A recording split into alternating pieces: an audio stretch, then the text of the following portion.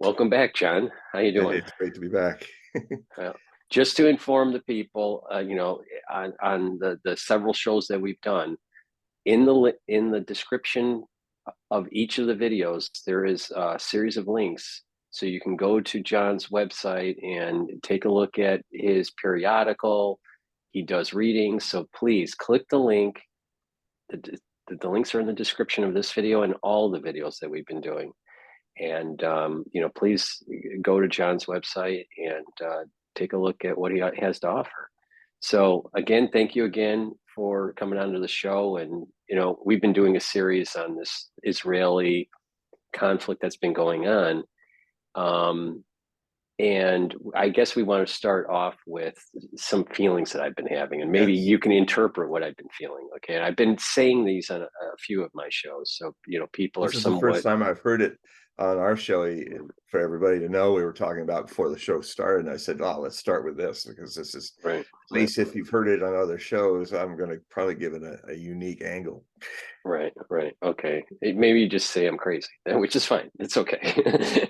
All right. It's So okay. I'm I've great. I'm been, a madman too. so I've been having this feeling of a dark cloud over myself, uh, for also my family members and close friends. All right. There's this dark cloud that started on August 1st.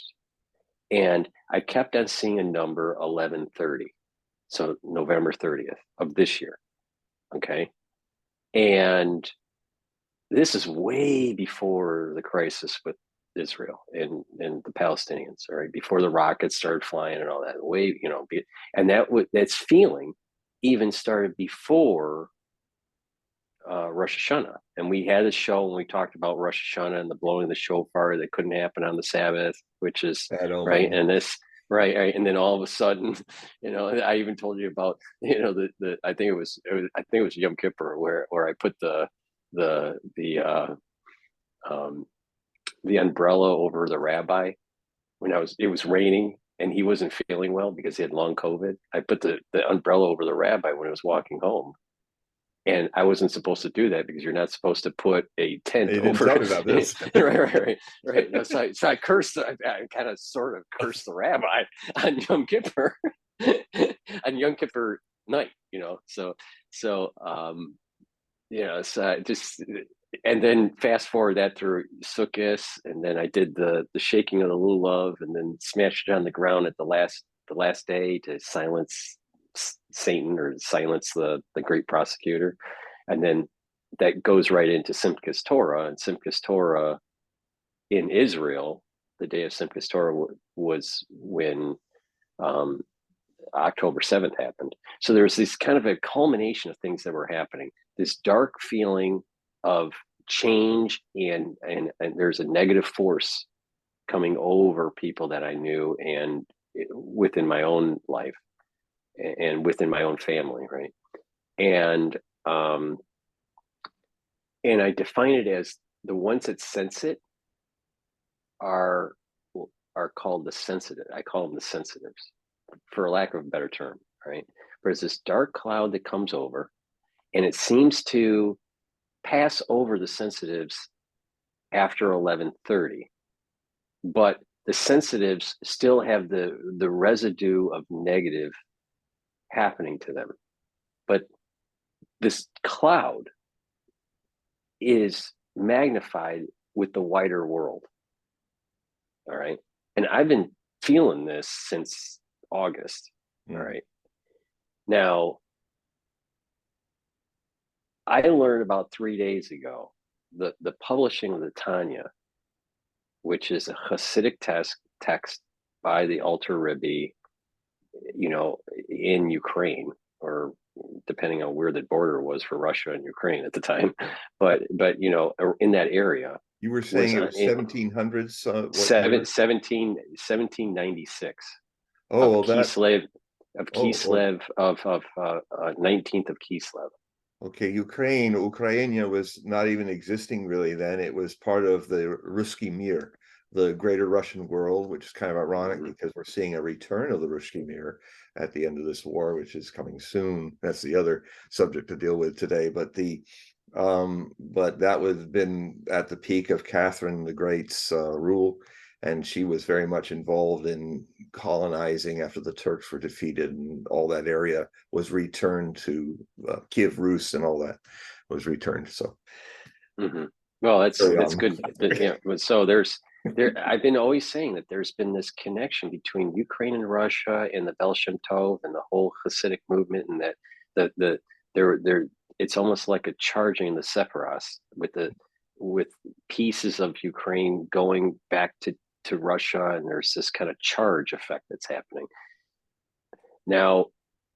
When this cloud passes over and it's magnified over the rest of the world, that starts on December 1st. Well, it so happens this year, because of the lunar calendar, it changes the dates matching a certain date of the solar calendar. It happens to be December 1st. Okay. Now you got to remember, Jewish calendars really start at night, at sundown, not during the day. So Mm. it's so when people Thanks for plug it reminding in, me. I forgot. you gotta put when you plug that all in, you gotta Mm. assume, all right, when's sundown, and so it happens to be December 1st. December 1st it coincides with this 19th of Kislev, which is the day 1796 of when the Tanya was published. Major Hasidic text, major. I mean, it's right up there with the Zohar and the Sefer Yetzirah, right? It's just three major texts there. But Tanya is a big one, right? And this is like this influx. The only way I can describe it, and I said it on the show the other night, it's like an influx of energy, and that there are going to be the sensitives that can absorb this, and the ones that are not prepared cannot, and their vessels fracture. So if you're spiritually prepared, you can. What is fluxing in December, even though the cloud was negative, it's almost like a kind of a realization you have to do repentance or look into your life and how to improve your life. All right. And there seems to, I feel as though there is a flux. It's an energy flux or a vibration of some sort that's going to flux starting on December 1st. And for some people, it's going to be positive because they can get this capture it, and there are going to be other people that are either oblivious and it's going to be very negative, or even worse, they're very negative people. It'll magnify their negative attributes. Yeah. And so I found out that Hanukkah it gets even crazier. Depending on the year, Hanukkah is either at the beginning, of December or near the end of December. Sometimes Yeah. it coincides with Christmas, right? Yeah. So this year, I believe it starts out either the 5th or the 6th. Wow. And Kislev, the month, is really important because of the publishing of this Hasidic text. All right. So the whole month is considered very important in terms of trying to get spiritual energy. So that means that, roughly these months are like 28, 29 days with the lunar calendar. So on the 19th of Kislev, you have another 9 or 10 days of this flux that I've been sensing. So the way I interpret this is that the flux starts, and that there's an additional sets of fluxing that is taking place from the light. This is going to be really esoteric what I'm going to say, but I think you'll follow. Mm. The light that God concealed is the flux that's going to come. Mm. And this is coinciding with lighting of the menorah. Right. Right. So, and I feel as though this is not a good thing. In the short term, it's not a good thing. In the long term, I think it is a good thing. Yes. And there are going to be the people that can harness it and benefit from it, and it'll be good in the long run. But there's going to be a tumultuous charge thing that's happening. Yes.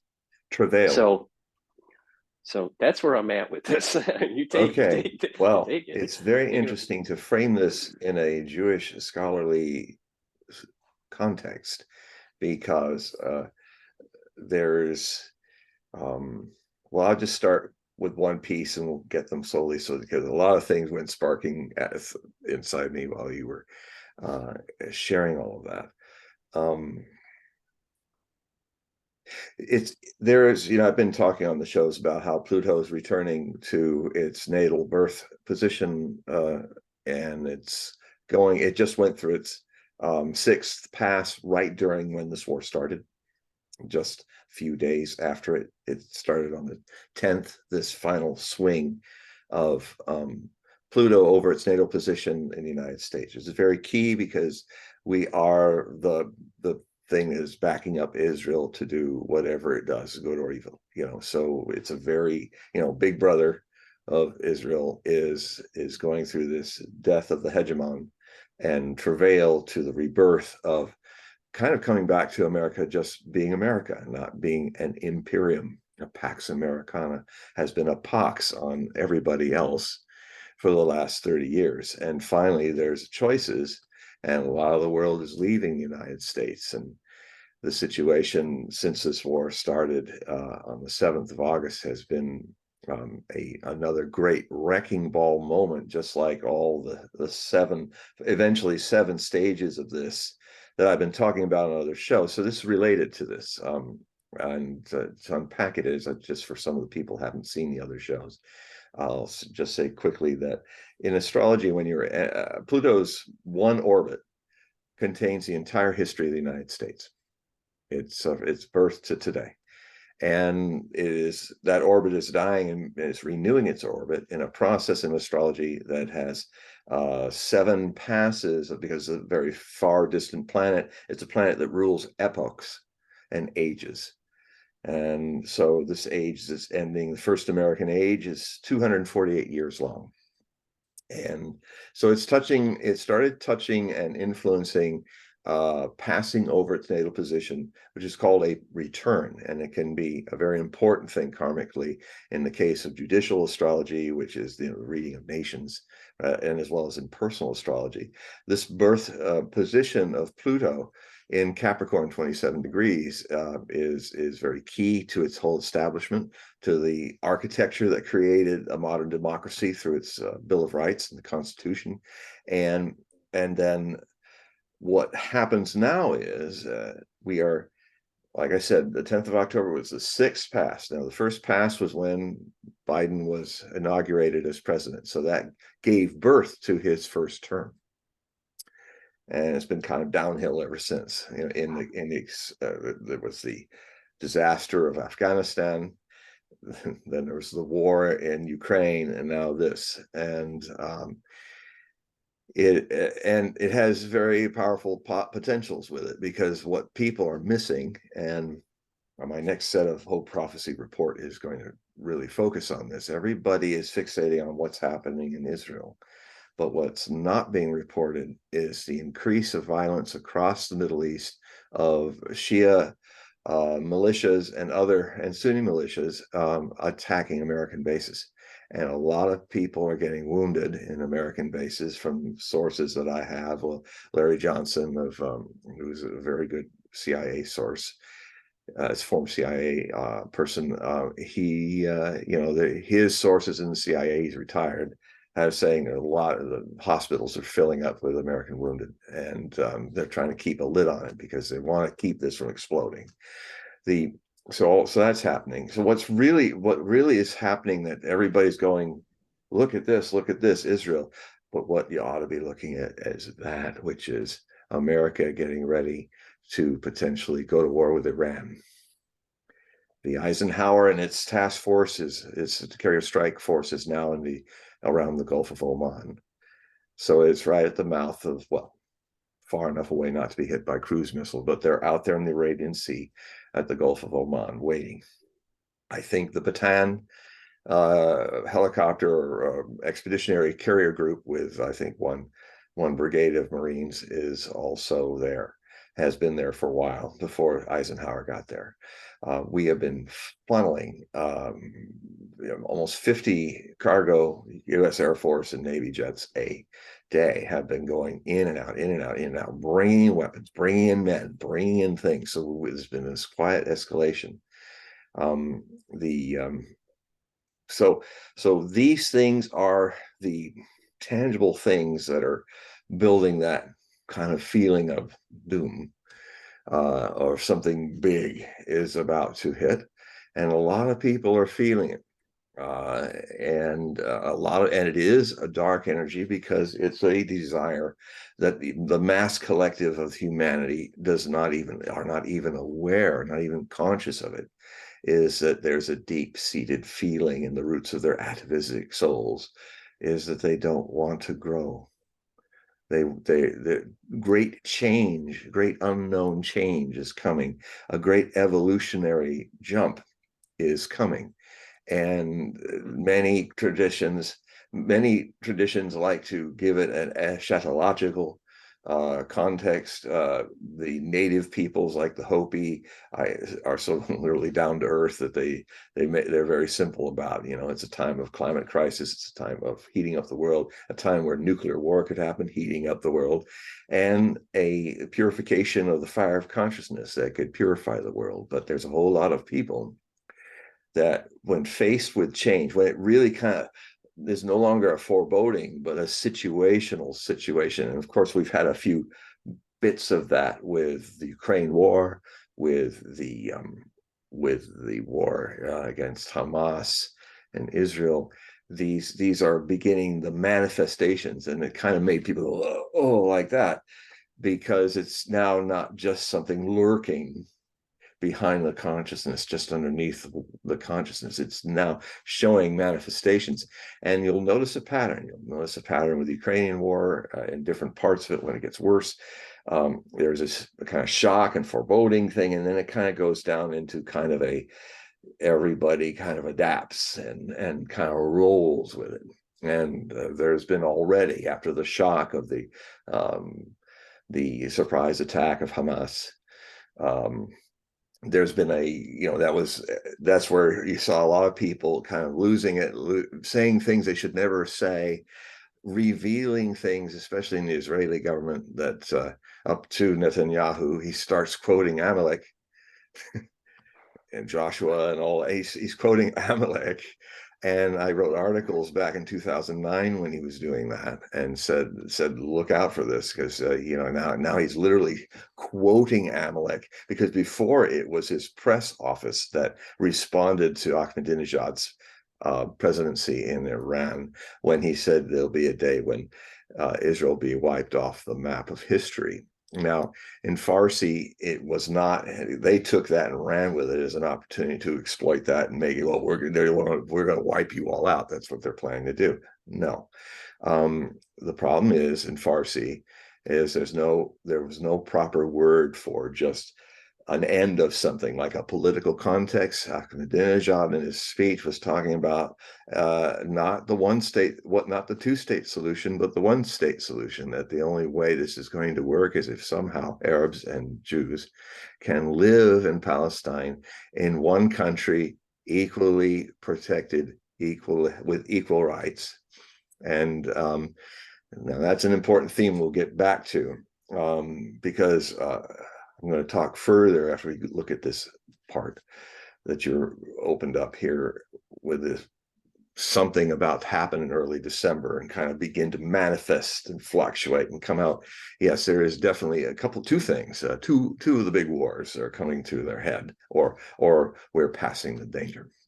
And that's Ukraine, these two fronts of World War III, which have just so far since the 2022 February has been a conventional war. And hopefully it will remain until it's resolved. So anyway, there's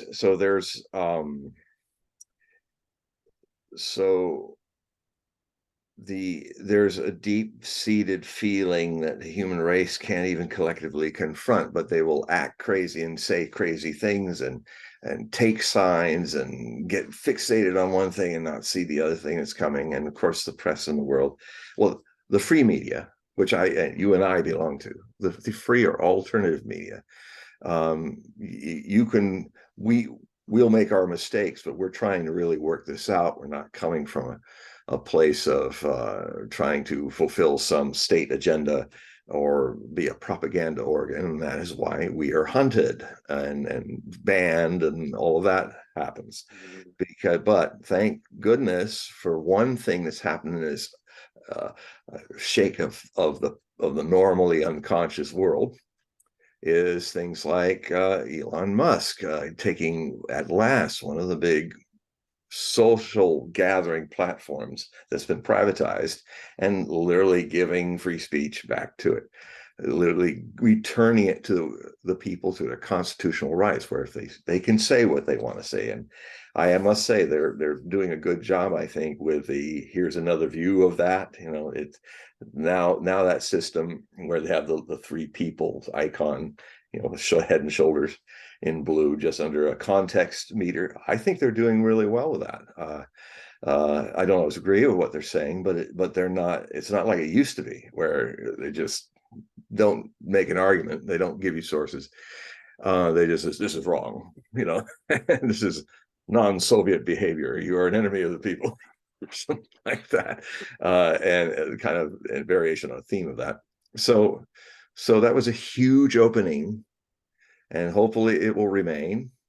The fact that people who've had a very strong influence in the mainstream media have gotten too hot a potato, like Tucker Carlson, and now he is now gone independent with X, with Twitter, and then so more and more people are following the pioneer Joe Rogan. Well, and before him, I guess we have to say the Texas guy from Infowars, although I've always found his group to be like Mossad, as we spoke in the last show.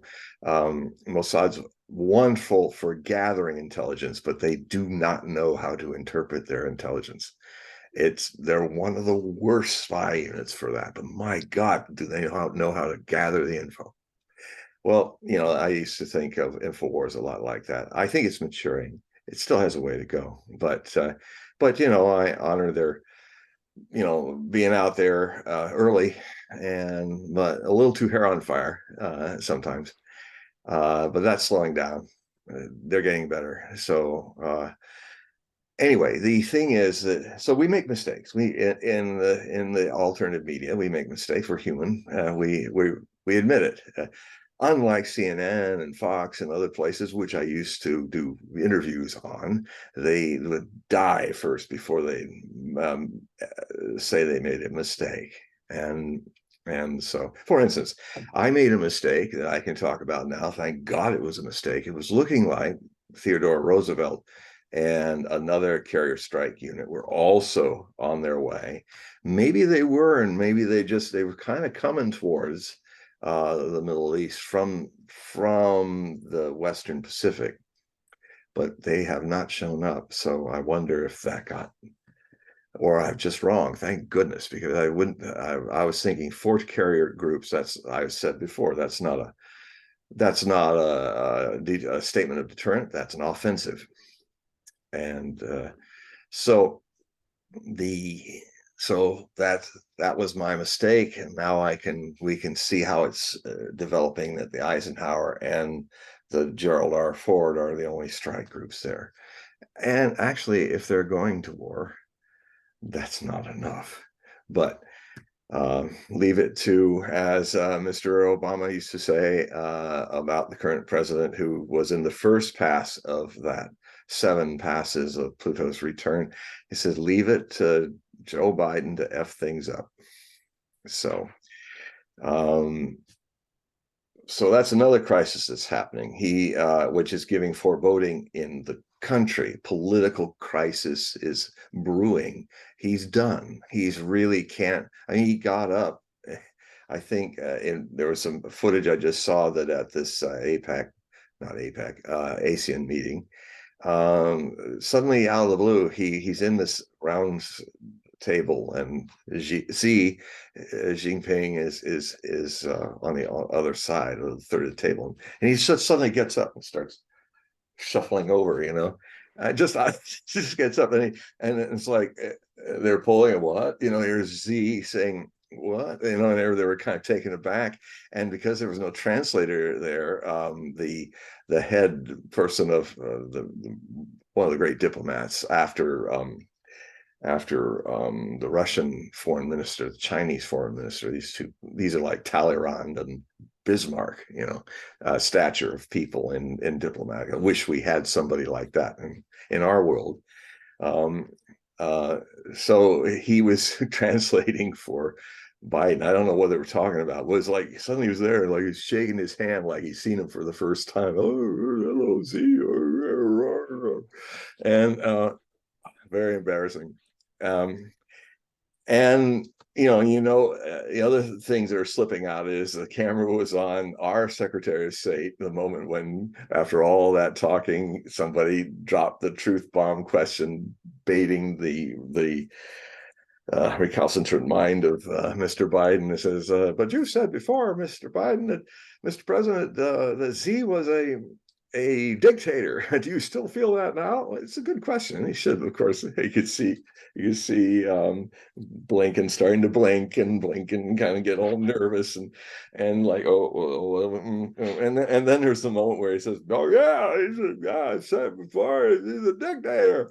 And the moment he did it, you can see Blinken kind of went, oh, like that. It was all over. It went viral. So another indication that these little actions are like bringing also to the forefront more foreboding for people, because um, this is not normal. We have clearly dysfunction is ruling. Dysfunction in the Knesset, where people are openly talking. Well, in fact, they've been recorded on tape and on video, and if there's a trial, they'll be tried for war crimes. For some of the things that many of the leaders of Israel have been saying. And I mean, the real ugly face of Zionism is showing itself, catching out. And, this is also what happens in this darkness. People can't keep the mask on. We can't pretend anymore that Joe Biden has a brain, that, he is a zombie president. And that is very dangerous for the world. So all those things there's a lot of different things out there that are happening, but there's also a lot of people getting fixated on things that look like they're really important, but are missing the rolling creep of where the real war could come suddenly, because it's slowly escalating. And I would not be surprised if things really start to pop in December, or there's breakthroughs. There's also some positive things going on. I mean, I must say, Alexander Mercouris was prescient in a number of things he stated. I think back, I think it was the 13th of August, or what? Sorry, when this? Yeah, has it been this long? This war has been going on. My God, of October, 13th October, he started to, I actually quoted it extensively because I thought it was a very significant statement in the second to last of my articles in the last Hogue Prophecy report, emergency report, which was released around 6th October or somewhere. Anyway, I did record whenever he made that statement, and he basically was talking about how you would see a pattern. The United Nations is now becoming significant again. It is a surprise. That's also what happens in these situations. Now people are relying on the United Nations to kind of find a way to fix this. And what's happening is the only place where the world can really show that it's moving away from the American single superpower reality, which has died. Everybody knows it outside of America, but the Americans are probably going to be the last to accept it, to face the fact that era of American history is over. And I would add that if we survive its decline, the future of America, after some painful changes, is going to be smelling like roses. It's going to be a much nicer situation. But it's just like if you want to see a parallel, look at the last superpower that was fighting us in the first Cold War. The second Cold War started in 2014, and now we're in World War III, I would say, since 2022. The first Cold War, it was the Russians that collapsed first, and then they went through a period of great troubles, and they eventually, all that political world died with the Soviets dying and the whole system collapsed. And then what happens, and it will happen for us as well, there will be, we will have our version of Vladimir Putin and his people. We'll have his version of a new America, just like there's a new Russia that most of the Western media is completely blindsided by. They don't want to know about it because it's remarkable what's happening in Russia right now. And so there's, I think there'll be a very, American version of this, but I feel that the only way a lot of these systems are they're not going to be changed from within. They need to collapse. So there's you got to kind of look at the positive potentials of the fact that some things just need to collapse. I mean, you can't fix Rome. When Western Roman Empire collapsed, there was no way to fix it because it was broken. And so it had to break down. Sometimes in history, that has to be embraced because of what it will then bring. It will bring an end to the stasis of mediocrity that is going on, and mediocrity cannot be fixed. It can only exhaust itself. This neo-fascism that's kind of trying to rise in different countries of the West. It will, like before, fascism is an unstable political idea. And what is going on in Zionism is another form of fascism. It's racist, it's apartheid, and the other thing that's very, very important to understand is one of the worst things that the Zionists are trying to do right now in Israel is peg Zionism as being synonymous with being a Jew. It is not. There are many, I would say a majority of Jews in the world are not pro-Zionist. I contend that. I mean, there's a whole movement that, except for Elon Musk and X, showing the world about it, because the Israeli lobby is really controlling our government in a lot of ways. A lot of the people in the Secretary of State's office are dual citizens. So how can they serve two masters? They don't. They serve Israel. They serve the Zionists. So Zionism.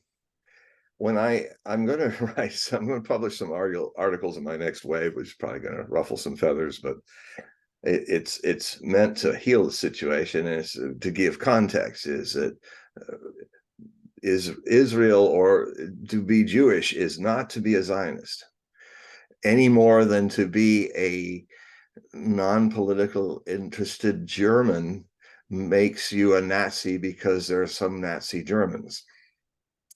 It's there's a lot of parallels between Nazism, well, as I was talking before, and I was doing all the quotes of how the old concept of cleaning out the Palestinians and the Arabs from Israel, Greater Israel, is, I'm mispronouncing that, I apologize, but as I was saying, the how I read the moment when the Lord presumably gave Abraham, the founder of the Jewish Semitic race, he gave them these lands as his promise. But I read it, and I was rather surprised and refreshing myself with it. It said, well, it sounds like all of his seed. He's talking about all of his seed. Well, that means if his seed is the seed, it doesn't matter what grail, Sarah's grail or Hagar's grail, the injection of the seed came into, and then the children were created by the mother, the wife, and the serving girl because of the problem of them being so old. I mean, that's why Ishmael was the first son, because, we're thinking, well, got to have a legacy, and Sarah's old as I am. Who's going to say she can have children anymore? And because they were getting old, and of course the miracle happened, and after Ishmael was born, Ishmael would have been the line. It would have, if Sarah had never had children and was unable, but then Sarah started having children. And then it was, it was saying, so these are the lands promised to the seed of Abraham. Well, that means both sides of the Semitic race, those that have come out of the mother of Hagar, and those who have come out of Sarah. So this idea that, no, we're going to take all of it. One Semite group says we are superior. We're going to take, we are the Aryan Semites. We are the master race. We are going to do this. And there's extremists in every group. I mean, Wahhabism in Islam is heretical to most mainstream Islamic people, because it doesn't, the five virtues. It clearly in jihad does not believe that civilians, and this is how Bin Laden and Al Qaeda reasoned it. It's interesting logic, because his letter came out recently again, came out for people to reread his letter to the Americans. And I would say he made a pretty good argument in that he said, well, because you elected these people and elected them to use your forces this way, and persecuting, killing millions of Arabs and Muslims, and well, then is your vote. You voted these people in, you are also culpable. Well, the problem with that thinking is, and I mean, I can see, yeah, well, we are, in a way. I would even agree with Osama bin Laden to a certain point. If he were alive and I was talking to him, I would say, well, I get your point. And if there's ever a sin of any democratic nation, it's when its citizens either are slowly programmed to do this or by their own laziness. So I think it's a bit of both. Is the citizen has to know their rights, has to defend their constitutional rights always. You go, oh, everything's free, everything's fine. Let's just go and live our lives, get married, have kids, to get retirement, blah, blah, blah. That's all great and it's fine. But if the blah, blah, blah is, and completely abrogate your responsibilities to remember your rights and to be on alert when you see your governments and your schools slowly taking civics classes out of your schools, like started happening a lot in the 1980s, then be aware they want to make you stupid. They want to be stupid. Populace in a democracy is to become serfs of, to become Slavs. Actually, the term Slav comes from, is where slave came from, and serfs, Slavs. So we are responsible. We do, all of us collectively have the burden of not taking our democratic rights. We've took them for granted, and now we're losing them. And the good that can come out of that is you'll have to now fight back to get them. You have to, I mean, the story of why these citizens of the British Empire, who did not want to break away from the British Empire of King George III, Adams and Jefferson, all these people, when the problem started over the taxation issue about the American Indians War, King George, I can understand his logic. He said, we did all this fighting over there in the new land, and it was expensive. And I think you guys are obligated to be taxed on the thing you drink the most, tea, and so that we can get our funds back, because it drained us. I mean, the wars that France and England arguably could have been called world wars, because they were fought all over the world. So one could argue that This isn't World War III. This is World War IV or five, potentially. Because if you look at, I mean, the American Revolution was just a part of a major global war that had battles in Pondicherry, India, between the French and the British, trying to see who's going to dominate the world colonial systems, and the Caribbean. I mean, one of the reasons why the fleet couldn't come sooner, the French fleet, is they had all this fighting to do with the British down in the Caribbean to see who controlled the spice and all of that. So, you know, commerce and all is very similar to some of the things that have been going on in our world wars of the 20th century, and now the third one in the 21st. So I contend.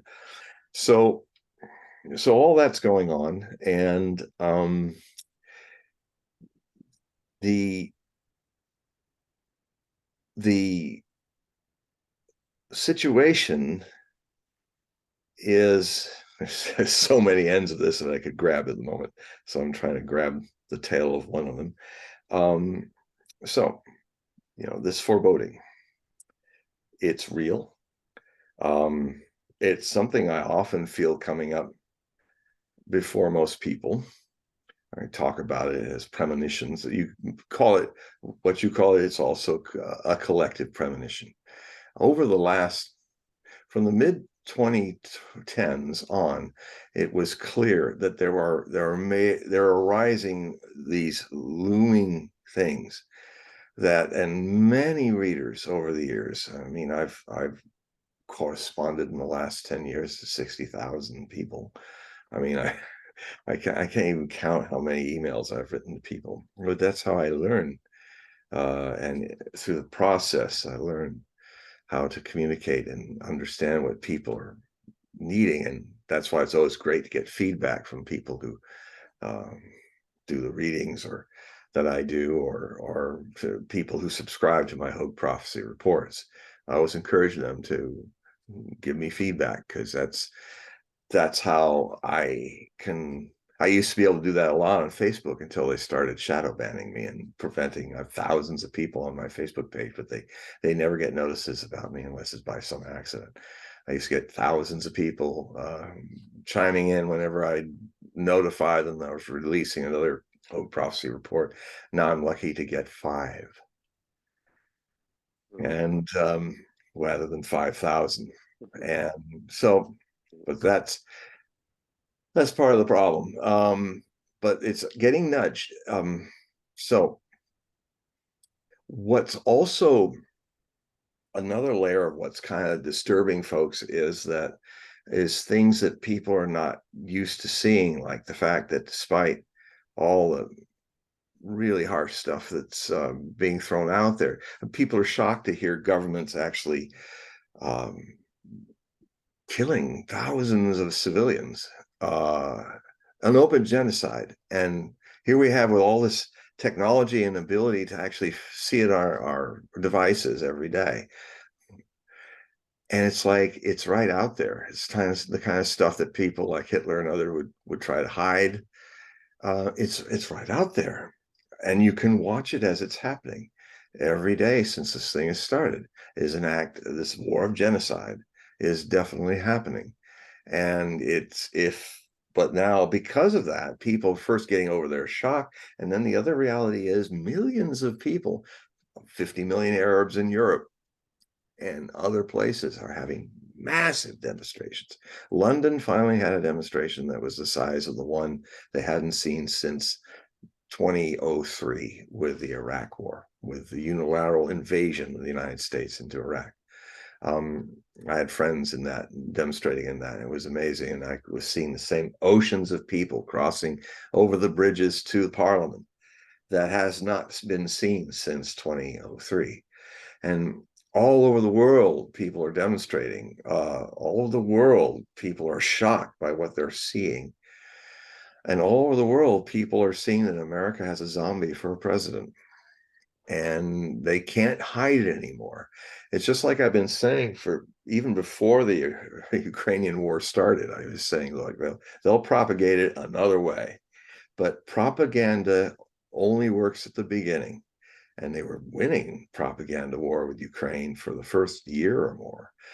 But then 2023 started bringing reality to the situation, and this finally even the people doing all the lying for their governments to propagate, to go Goebbels this thing out with their Goebbling, they had to face what Goebbels had to face. Actually, I was just by chance this morning, I watched one of the last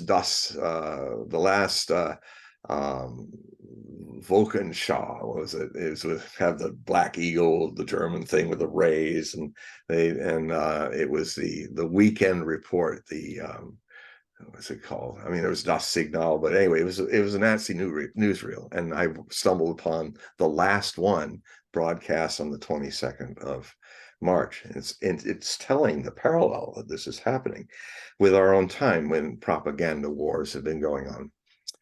I was not aware, and I went through the whole thing. This is one of the most famous of the Volkenschau serials, because it started off with guys taking the bombs. They just had 1,000 plane raid from 1,000 Allied planes, 1,000 fighters, Mustang long distance fighters, and they had just blasted Berlin. And so they were doing some uplifting thing to show this guy who was going and finding all the delayed action fuse bombs and the bombs that didn't go off, and he's demining them.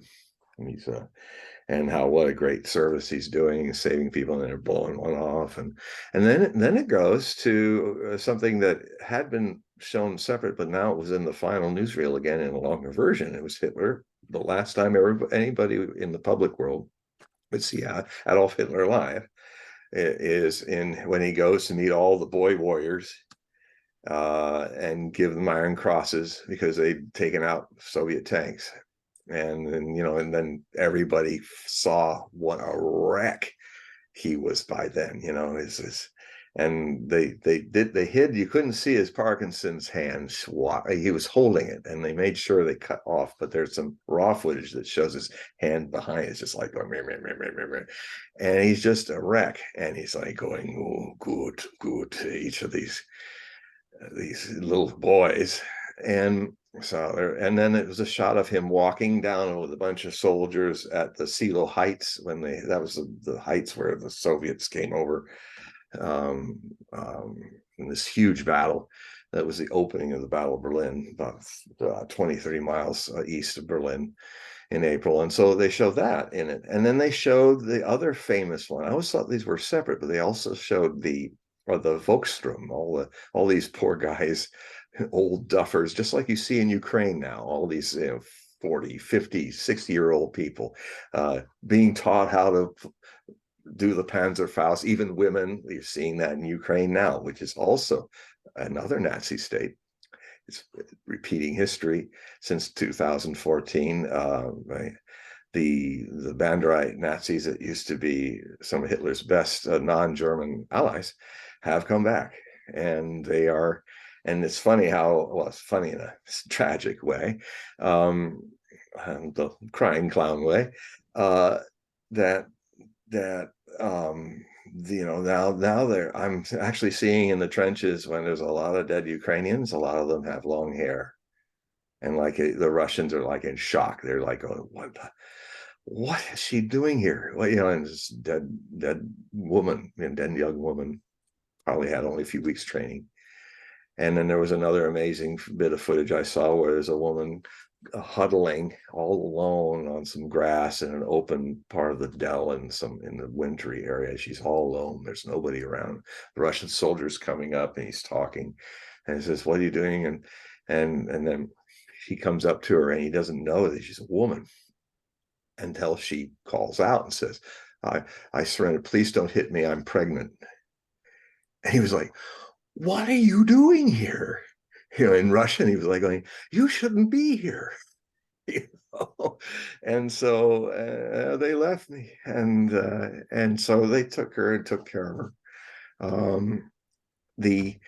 So there was also a lady who was a press company, of Ukraine, and she's all proud, and she's got her cameras and her thing on her head, and she's all decked out armed for bear. And then a few moments later, she's in a trench and being shelled. And she's speaking in English, which is odd. She starts to speak Ukrainian, but she's also speaking English. And when a shell fragment clipped her here, and so she was like dripping blood off her chin. And she's saying, "I'm okay, I'm okay," in English.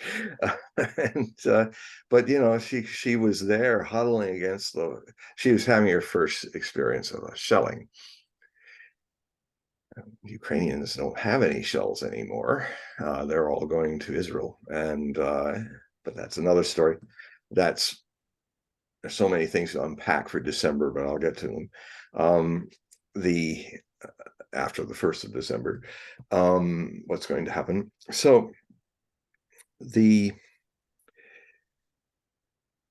there are the term in Viking is Ragnarok, and it is a label they give to their end times, their Armageddon, the burning of Asgard, of Odin and Thor, and they had their army of the Valkyries had brought into them, and they were going to fight the final battle with Loki and his forces.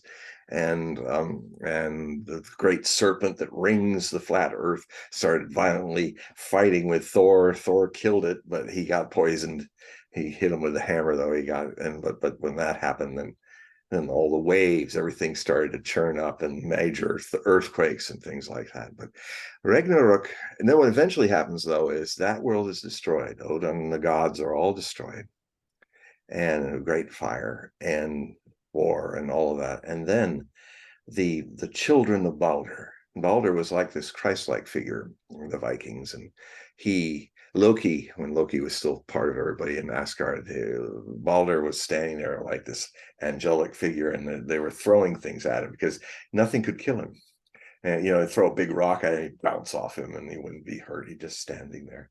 And but Loki discovered that he could be killed by a mistletoe or something like that. So he found out, and then he got his Balder's blind brother, I think, or blind uncle, to throw it at him. He didn't know what it was, and then Balder died and was killed by a little mistletoe pinprick. Although sometimes they show it much larger, but just to make it look nice. But I think the story is better if he's just like a little prick and dead. So, but he had his children, they survived. His children survived, and they hid in the great world ash tree that held up everything. And they came out, and then there was a new era. And in a way, Wagner comes closest of anybody to try to show that in the end of his Ring cycle. He shows Valhalla burning in the distance. The music is incredible. Like you feel like you're right in the great hall, and as the fire grows, and then it comes and burns over the ceilings and wraps around its flames over the circular Stonehenge kind of thing that it's supposed to look like. And the Wotan, the German Odin, he's sitting there with his shattered spear of the law. He has all the Valkyries grabbing at his knees and his legs, cowering there like frightened children. All the other gods are standing with him. All the heroes are at attention as the fire comes and it just begins to consume them.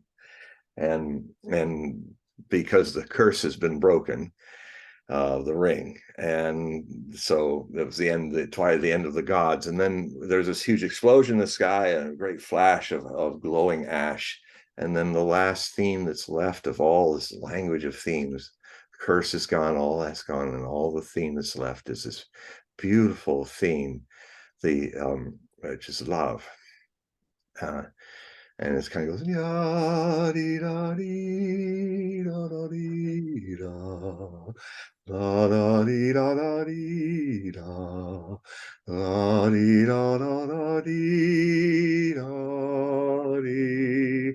And then the new world begins. Dee da da da da, be like a sunrise, that all the darkness is dispelled by a sunrise, and it's like a whole new green changed world. Bah, bah. Close curtain. Now, they don't do it that way, but that's what he was trying to convey. I mean, in his 15, 16-hour, 25 years it took him to write it, these four operas. It opens with it's supposed to be in the murk of the Rhine, and you hear the nature theme.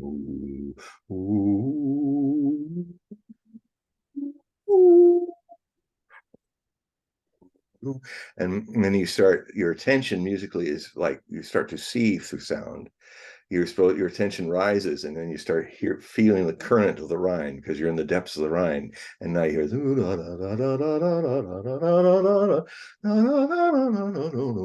and then as you go higher and higher, the music gets into the perceptions of the pre-dawn light that's starting to come, like illuminating the what would be the ceiling of the surface of the water, and out of the shafts of it, it's going on. This nature theme is now surging, full of life. This is the creation. It's not just the opening of the scene. He said, this is also the creation of the world. And so it was, it's this whole symphonic thing. And then you're seeing these naked sprites kind of flowing with their hair like cloud and in the shaft lights, and finally one of them sings, and that starts the 15 hours. Anyway, so we're kind of in a death of one world, beginning of a new world moment. We are in Ragnarok. Ragnarok in the Viking lore, in the Norse Eddas, means, Wagner called it the Götterdämmerung, which is the twilight of the gods, all one word. I love the way the Germans do that.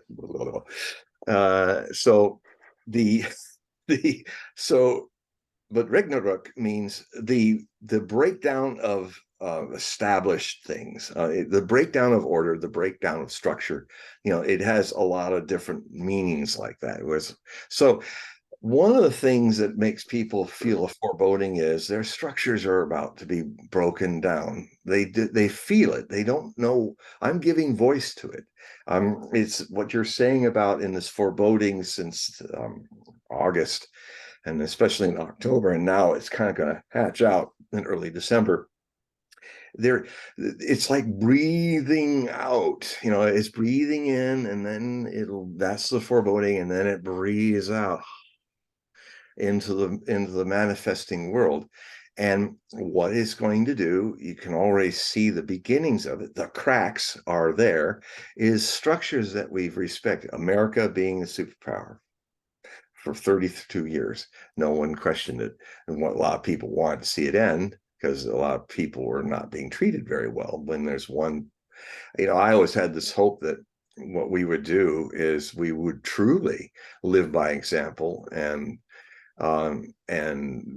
be there to help if people wanted it, not if it's imposed in this kind of puritanical American way that, well, we have the righteousness, we are the special country, so we're going to make a special effort to upend whatever you are because you ought to be like us.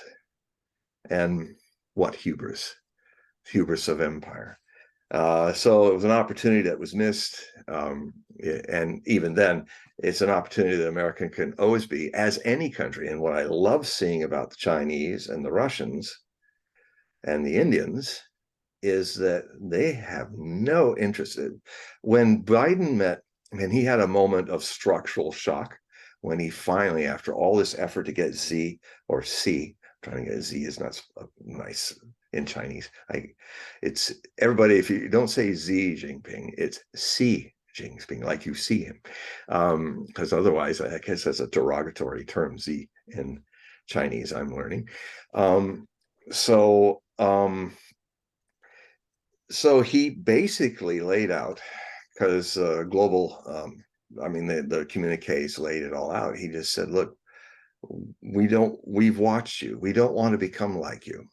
So he started a polite but firm, and Biden, everybody had to take it. And he was just saying, and he laid it out. He said he had it all prepared. He said, look, what we are doing is we don't want to become a hegemon. We've seen what it does to you. We don't want that.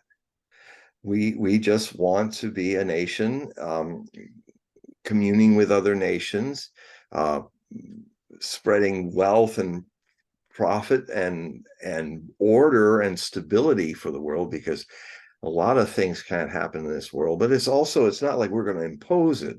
It's always a kind of, we're going to live by our example. We want to help people, but we're not into changing people like you have been these 30 years.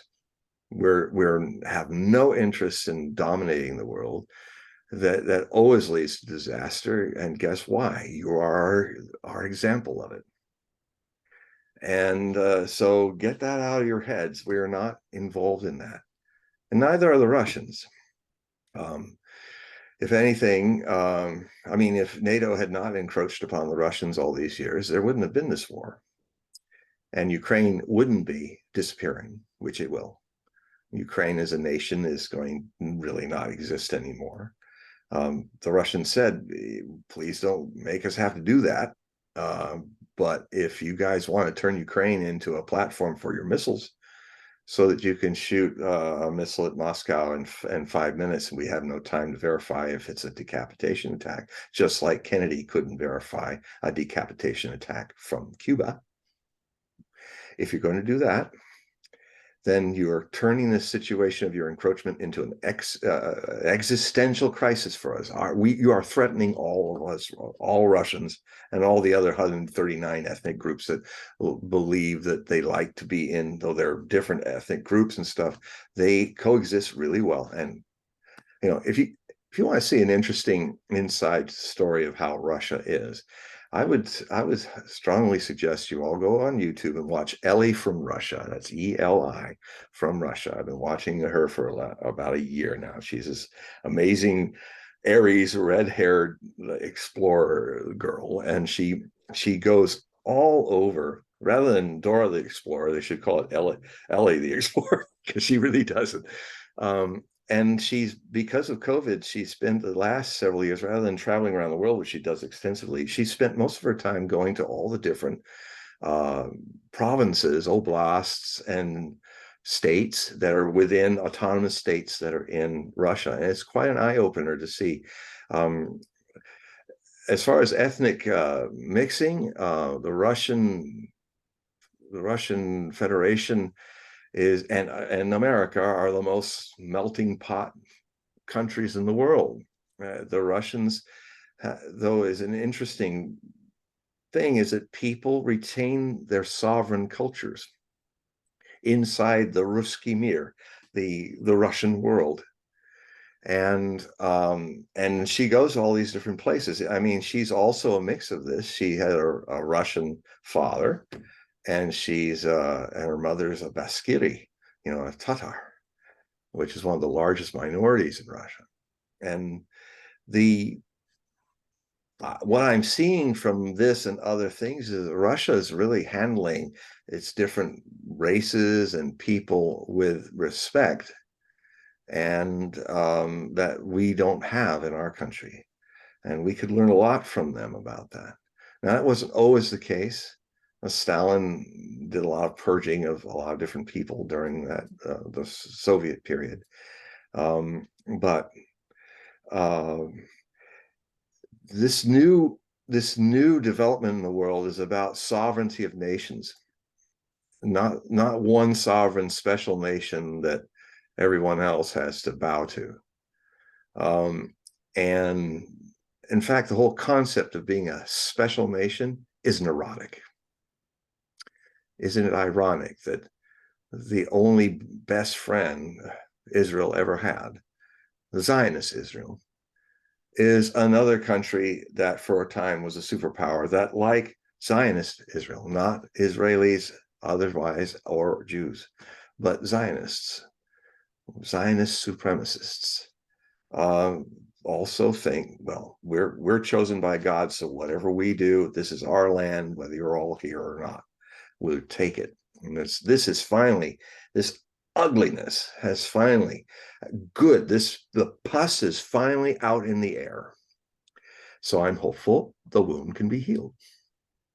It's been festering, this thing. And as I was showing, to my own shock in my research from the last wave of articles, and then I quoted a lot of my heroes of Jewish politicians who have been my heroes, like Golda Meir and even Yitzhak Rabin, they all kind of suffer, whether it's latent or open, like Menachem Begin or Gvir, who's might have been culpable in Rabin's assassination. I mean, I have some videos of him much younger where he's proudly showing the Cadillac sign, that it's a Cadillac on the prime minister's automobile, and he said, "You see this? You know, we took this off his car when we got that close, and none of his guards noticed." And I'll tell you, we could get closer and take him out. And guess where that man is now? He's Netanyahu's chief of police. You know, all the people getting shot point blank by settlers and stuff like that are not Zionists, but in the West Bank, well, he lets that happen. He's the guy that's running the pogrom. And so it's good. This is ugly stuff, but it's good. It doesn't smell good when you lance a wound in the soul of a nation, but it's good because now, even though it stinks to high heaven, there's a chance for the air to dry it out, the air of truth, and for people to have to face things, just like people are having to face that propaganda wars always lose. It takes no Nostradamus to predict that. They always lose when the side propagating the most, because it's the weaker side, starts to lose the war. And then what happens is you can't hide it. They couldn't hide all the months of the famous anticipated NATO armed Leopard tanks up the gazoo, you know, already with $1 trillion of NATO weaponry and shells and everything, this great offensive. It's going to happen in the winter. No, it's going to happen in the spring. No, it's going to happen in the late spring. Oh, no, it's going to happen in the summer. And it finally happened in the summer of this year. And between July 4th to the end of September, it killed 100,000 Ukrainians and maybe only 6,000 or 7,000 Russians. All of that armament was destroyed. They ran, a lot of their guns were blown up. Long story short, the Ukrainian army, this is the third Ukrainian army that Russia has destroyed. And the three waves and they've now run out of men. They've run out of, they're now asking young women to go into the cannon fodder with as little training. And now, as I was saying earlier, their bodies are starting to litter the battlefields of Ukraine, to the shock and disgust of the Russians, who think this is morally wrong. It's bad enough to lose the young men of your nation, but now you're killing your future mothers of your future nation too. Will there be a future for such a place? It's in doubt. So doubt now comes up. Doubt in a lot of levels is happening for a lot of people. Doubt about the economy, doubt about, you know, the world already has big doubts that anything America does or says is not to be trusted. They're not an honest broker. And therefore, America has put itself in a position where people don't really know if they can make a treaty with us because we break them. We are not honest brokers. That's how it looks. And, you know, it's right. It's true. And the way that usually things work themselves out is those regimes implode. And, you know, the American political system we have is not able to fix itself. It has to go a breakdown of its structure. It has to go through a kind of Ragnarok, a Götterdämmerung. And it will. I mean, the problem, and the others, there's some hard truths that are going to come out, already are coming out. You know, all those months of the tanks, not, you know, where was this big success? It never happened. They never even got a few miles into, they didn't even reach the main 3 trenches the Russians had dug. They didn't come close to them. They were just fighting in the approaches. And all this might of Ukraine was destroyed because these poor people were not trained. NATO is criminally, and the United States is criminal for that. They rushed them in. They taught them in 3 months, which takes 2 years to really train to do complicated mixed operations with tanks, planes, infantry, all of that. They literally, these poor people were sent in with all this powerful tanks and stuff that they could hardly learn how to drive. And it was a mess. I mean, I watched it. It was a mess. It was, if it wasn't, it was a clown show, the way the Ukrainians were going into fighting, because they weren't trained really how to do it. And with all that training that these other people were doing, they weren't training the higher generals of Ukraine. They decided they didn't need any training, and so they didn't go. They should have also gone to West Point and other places and learn how to be real commanders. But what I discovered from studying the Ukrainian army is that it basically it's looking through the rear view mirror as it steps into a minefield, marching forward to victory. They hope. And then what are they seeing in the rear view mirror? The Soviet form of officer corps. Soviet, where nobody wants to take the initiative. All the higher officers above the rank and file officers that are in command from battalion up are just like the old Soviet Union forces used to be at their worst. You don't want to make a mistake. It's bad for your career. And so everybody is waiting for the central command to tell you when you fart or when you don't. And that's not how Russia is anymore. And then unfortunately, with all that NATO stuff, they didn't train them to do the NATO thing. When they blame the Ukrainian soldiers for not learning, that's just criminal. When I hear that, I said, no, all you people who say that, you should be in jail. If you had sent US American boys and girls into a battle as poorly trained as you trained those people, you'd all be in jail. You'd in fact be treason. And so I really feel for those Ukrainian guys who, God knows, they're brother Slavs, brother and sister Slavs, just like the Russians. If people forget, they lost about 9 million people fighting the Germans, except for the group that's running it today who fought with the Germans, who were killing a lot of them. And so what you have is you have Slavs in when the Russians look at this war, it's a civil war to them. They feel like they're fighting. They don't want to be fighting this. It's families are mixed because the Soviet Union used to mix everybody together, and so most of the Russians that have kids fighting in Ukraine have relatives. They call each other. There's a connection that's even much more mixed than the American Civil War, because of technology and things, and a long period of, the South never mingled that much with the North. So most of the border states had the worst problems and Missouri and all that with the issues. But we're talking about across the board with Russians and Ukrainians. And I mean, even Western Ukrainians, not just the Russian speaking Ukrainians who actually were never Ukrainians, which were somehow put into Ukraine as this new political identity, which was an artificial nation. All the different peoples that were thrown into Ukraine in 1991 didn't really have a choice.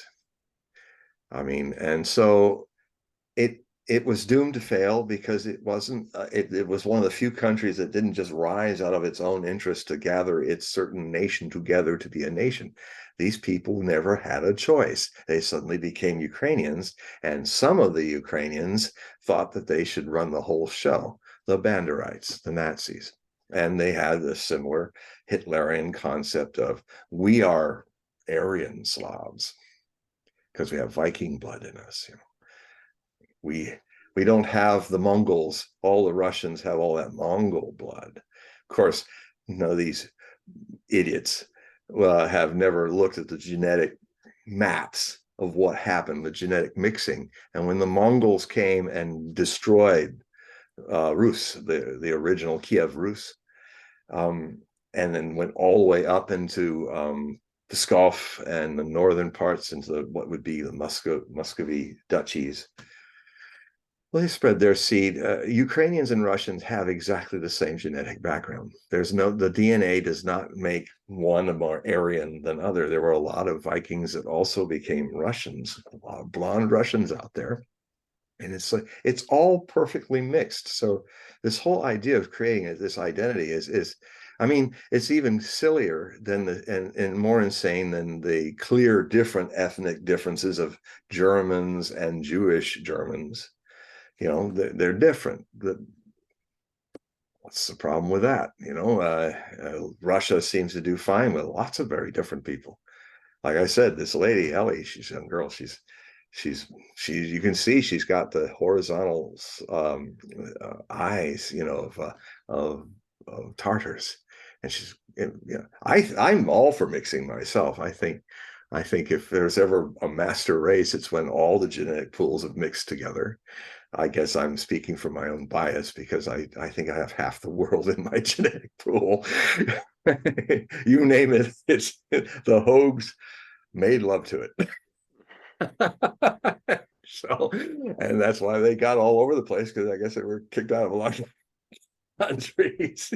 But no, being silly, but yeah, I mean, it is shocking how many different. I'm French Norman is my name. Hogue.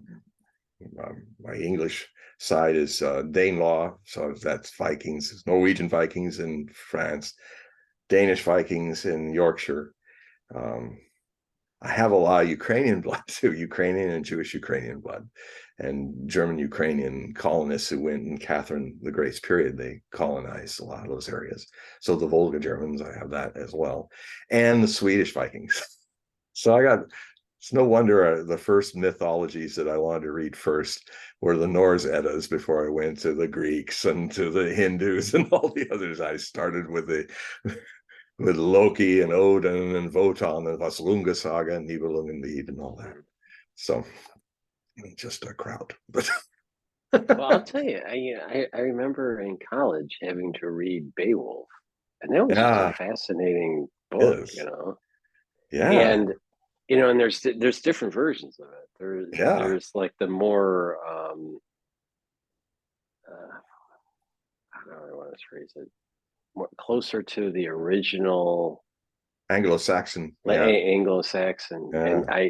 our teacher read it, and it was like it's totally different. It was It like is so. what? I mean, it's like what? I mean, There's this it's guy like on. He has long black hair and all. If you just say what do ancient languages sound like, you'll end up in his space.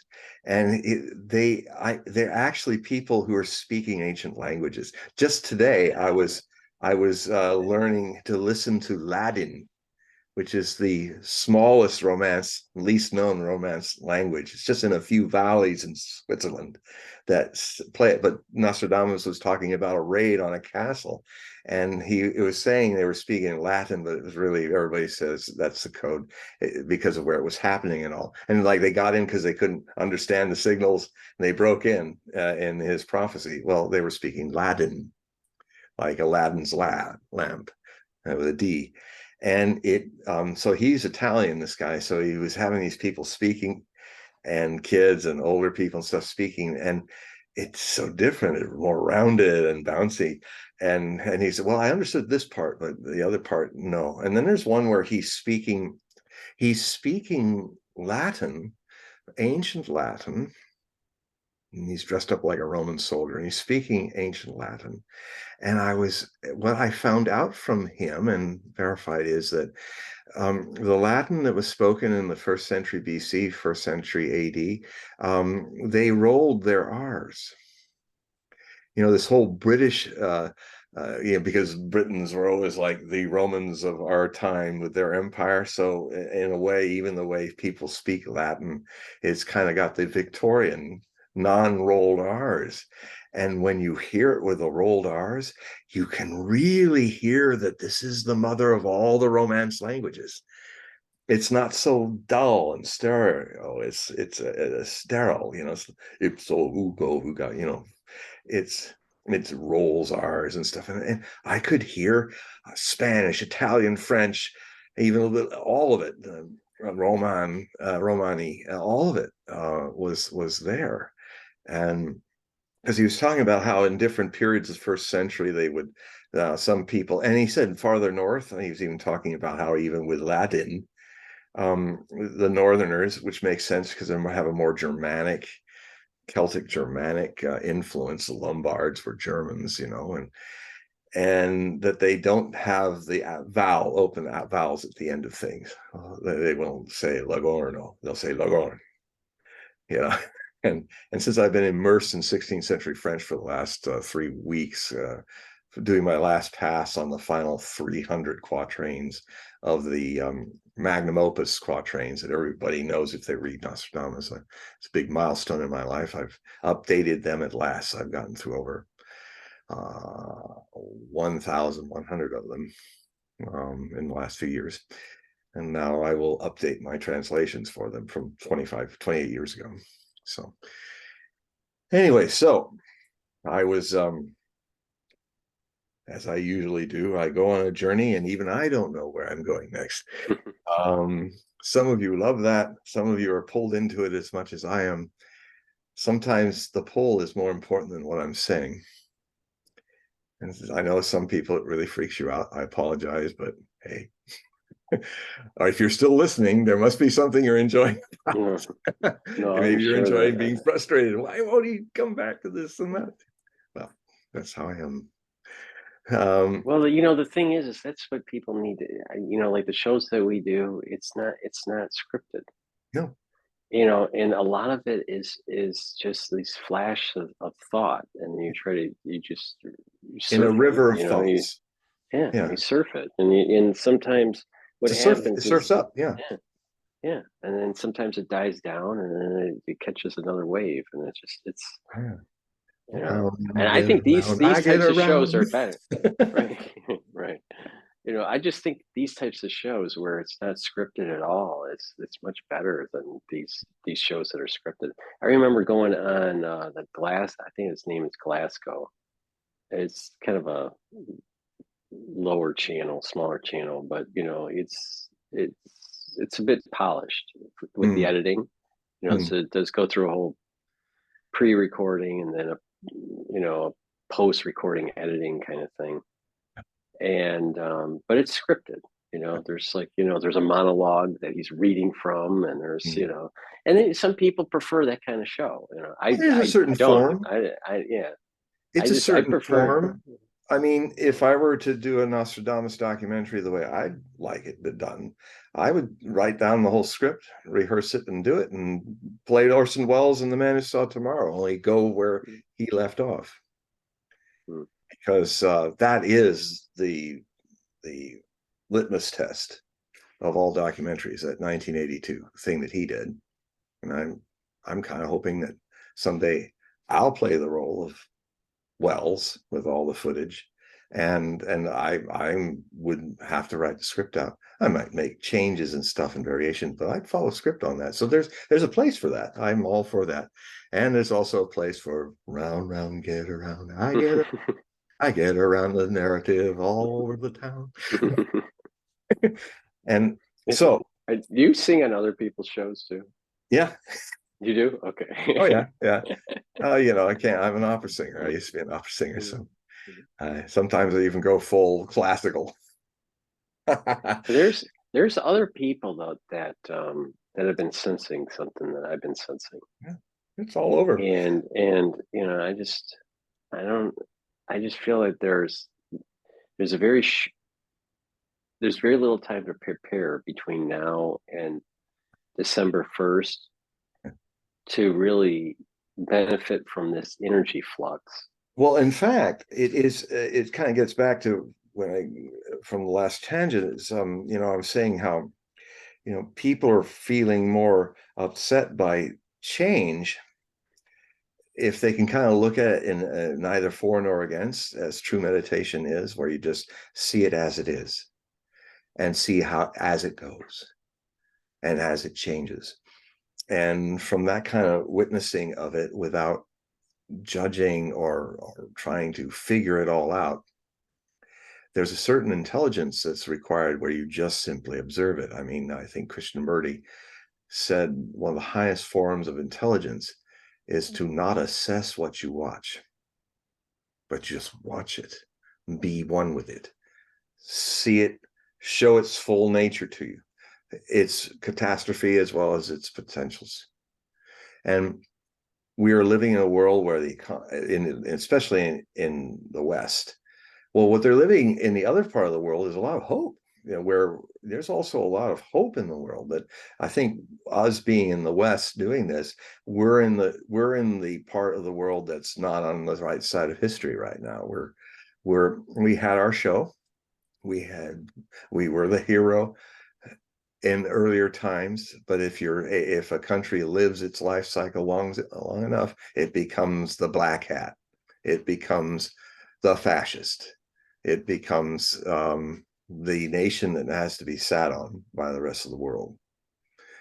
Now, what can often happen is when you lose such conflicts, you do not suffer the curse of victory like America did.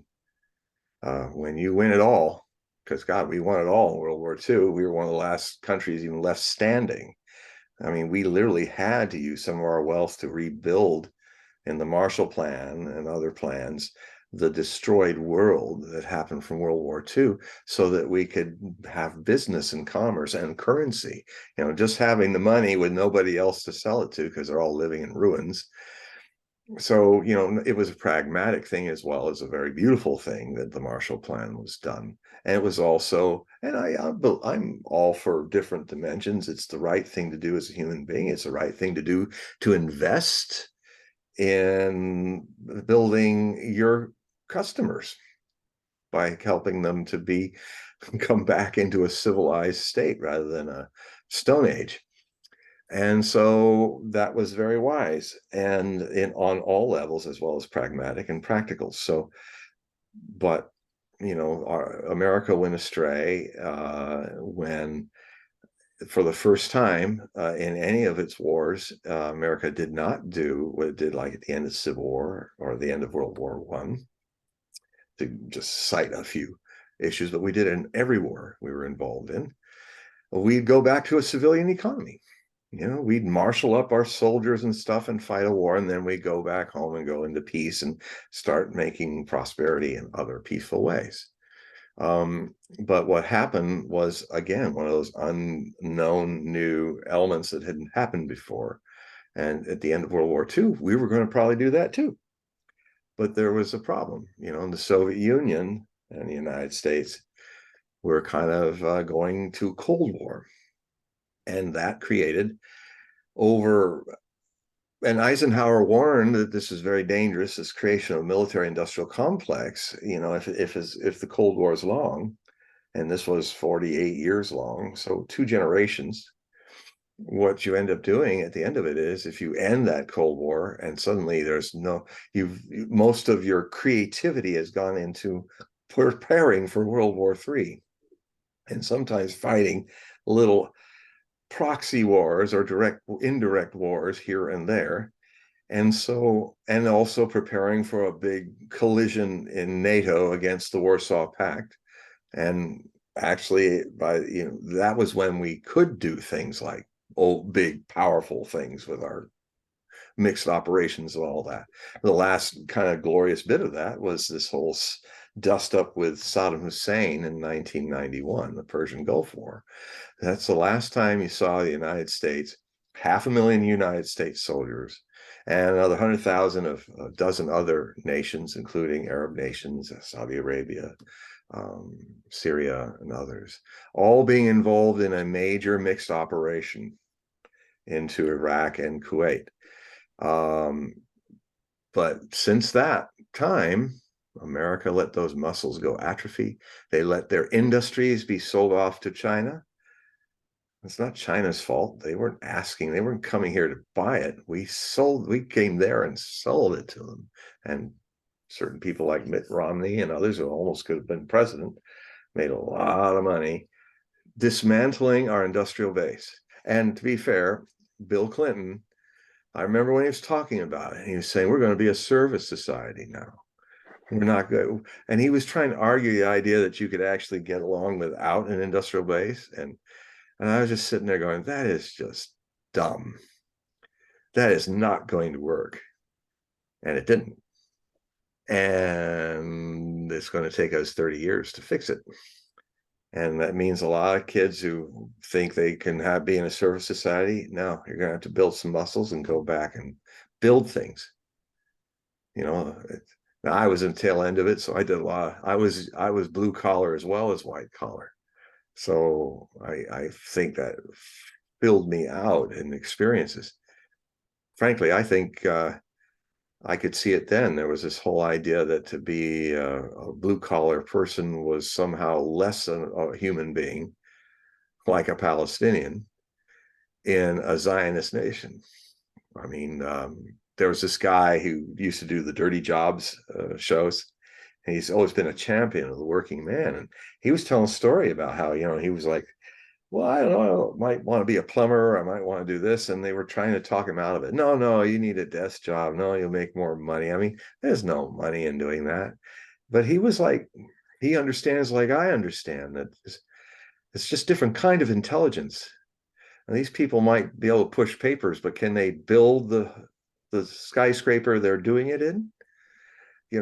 Do they know how to, they can use the tap and flush the toilet, but they know how they work? And what are you going to do if there's nobody who knows how to build toilets or plumbing?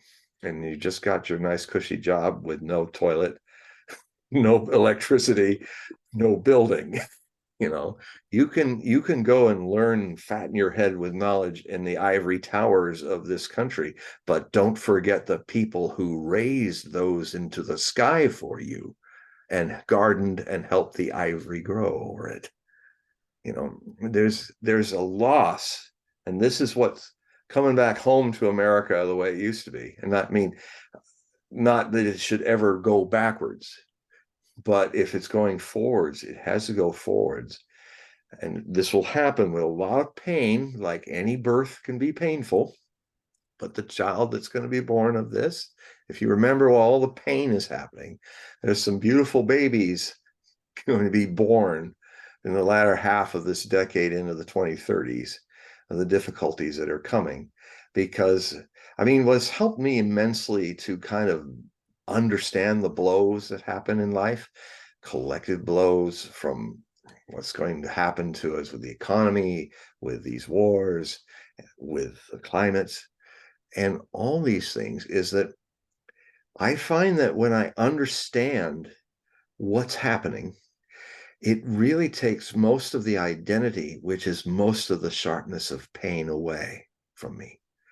I simply see it as it is and as it is going. That doesn't mean that I just sit there and go, yep, and let it just be that way. What happens when in my life is that I become able to convey unusual ideas and talk about these things like I'm talking to you now. I don't think a lot of you who are listening and watching this has somebody who will just kind of embrace the fears and not kind of give you, oh, it's all going to be good, or God's going to come save you and all that. No, I don't give you that, but I also try to give you an alchemical approach.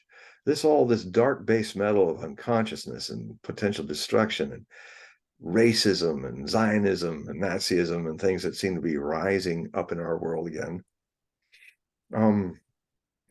I try to tell you how it happens and why it happens, because I've been a watcher of it all my life. I have been interested in being a witness to history as it's being made, as it's coming from the future, as it came in the past.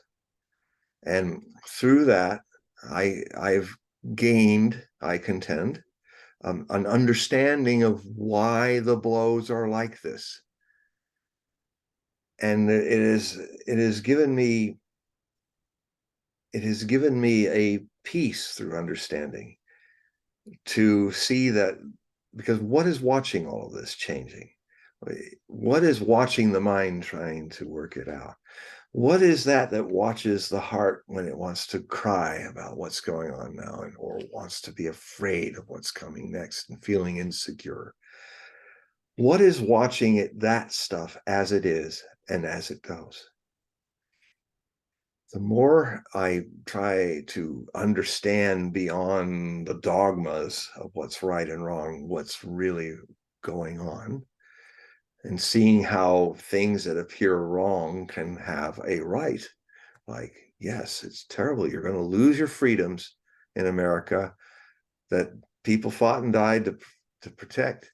They're going, but how else are you going to refine them again and rediscover your American rights unless you lose them? So now you're going to have your own revolution, hopefully peaceful. That's what I want it to be. But you will have this revolution. We are entering a period of revolution. In fact, back to the 7 swipes that are going by. I started off in 2021.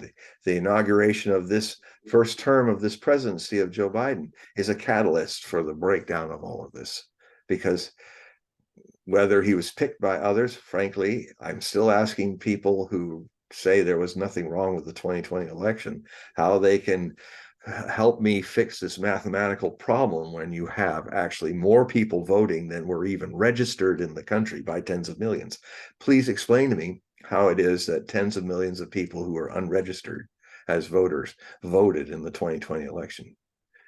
I mean, I don't have to get into I can be Alexander with the Gordian knot with that. I don't try to untangle that thing. I take out my sword and go whack. And that's a sword cutting the knot question.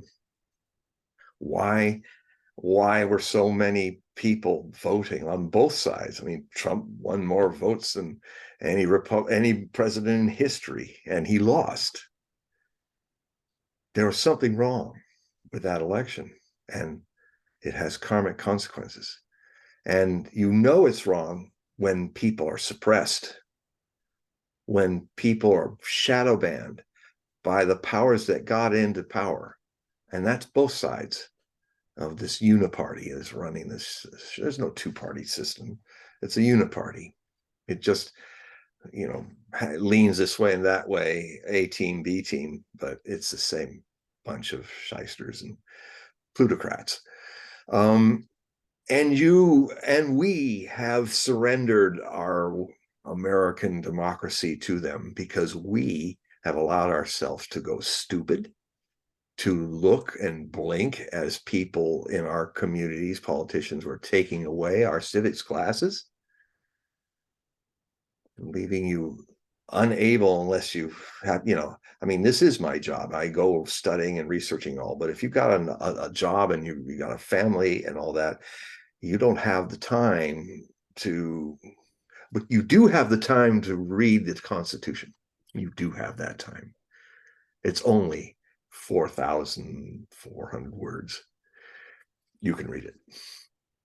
You can read and they have the time to read your periodicals. And the which? And they have the time to read your periodicals. Oh, yes. Prophecy Report. Chock full of fun too. I try. I don't make it all. It's in fact, I try to put humor and funny stuff into it. The more things get dark, but so try live life like an alchemist. See the base metals as an opportunity to turn it into gold. Just remember the word devil and divine comes from the same Indo-European source, dev. If you feel like you're getting possessed by the devil, it's probably all of your deep unconscious things coming up. If you watch it, it turns to the gold of understanding. And I speak from experience. It happens.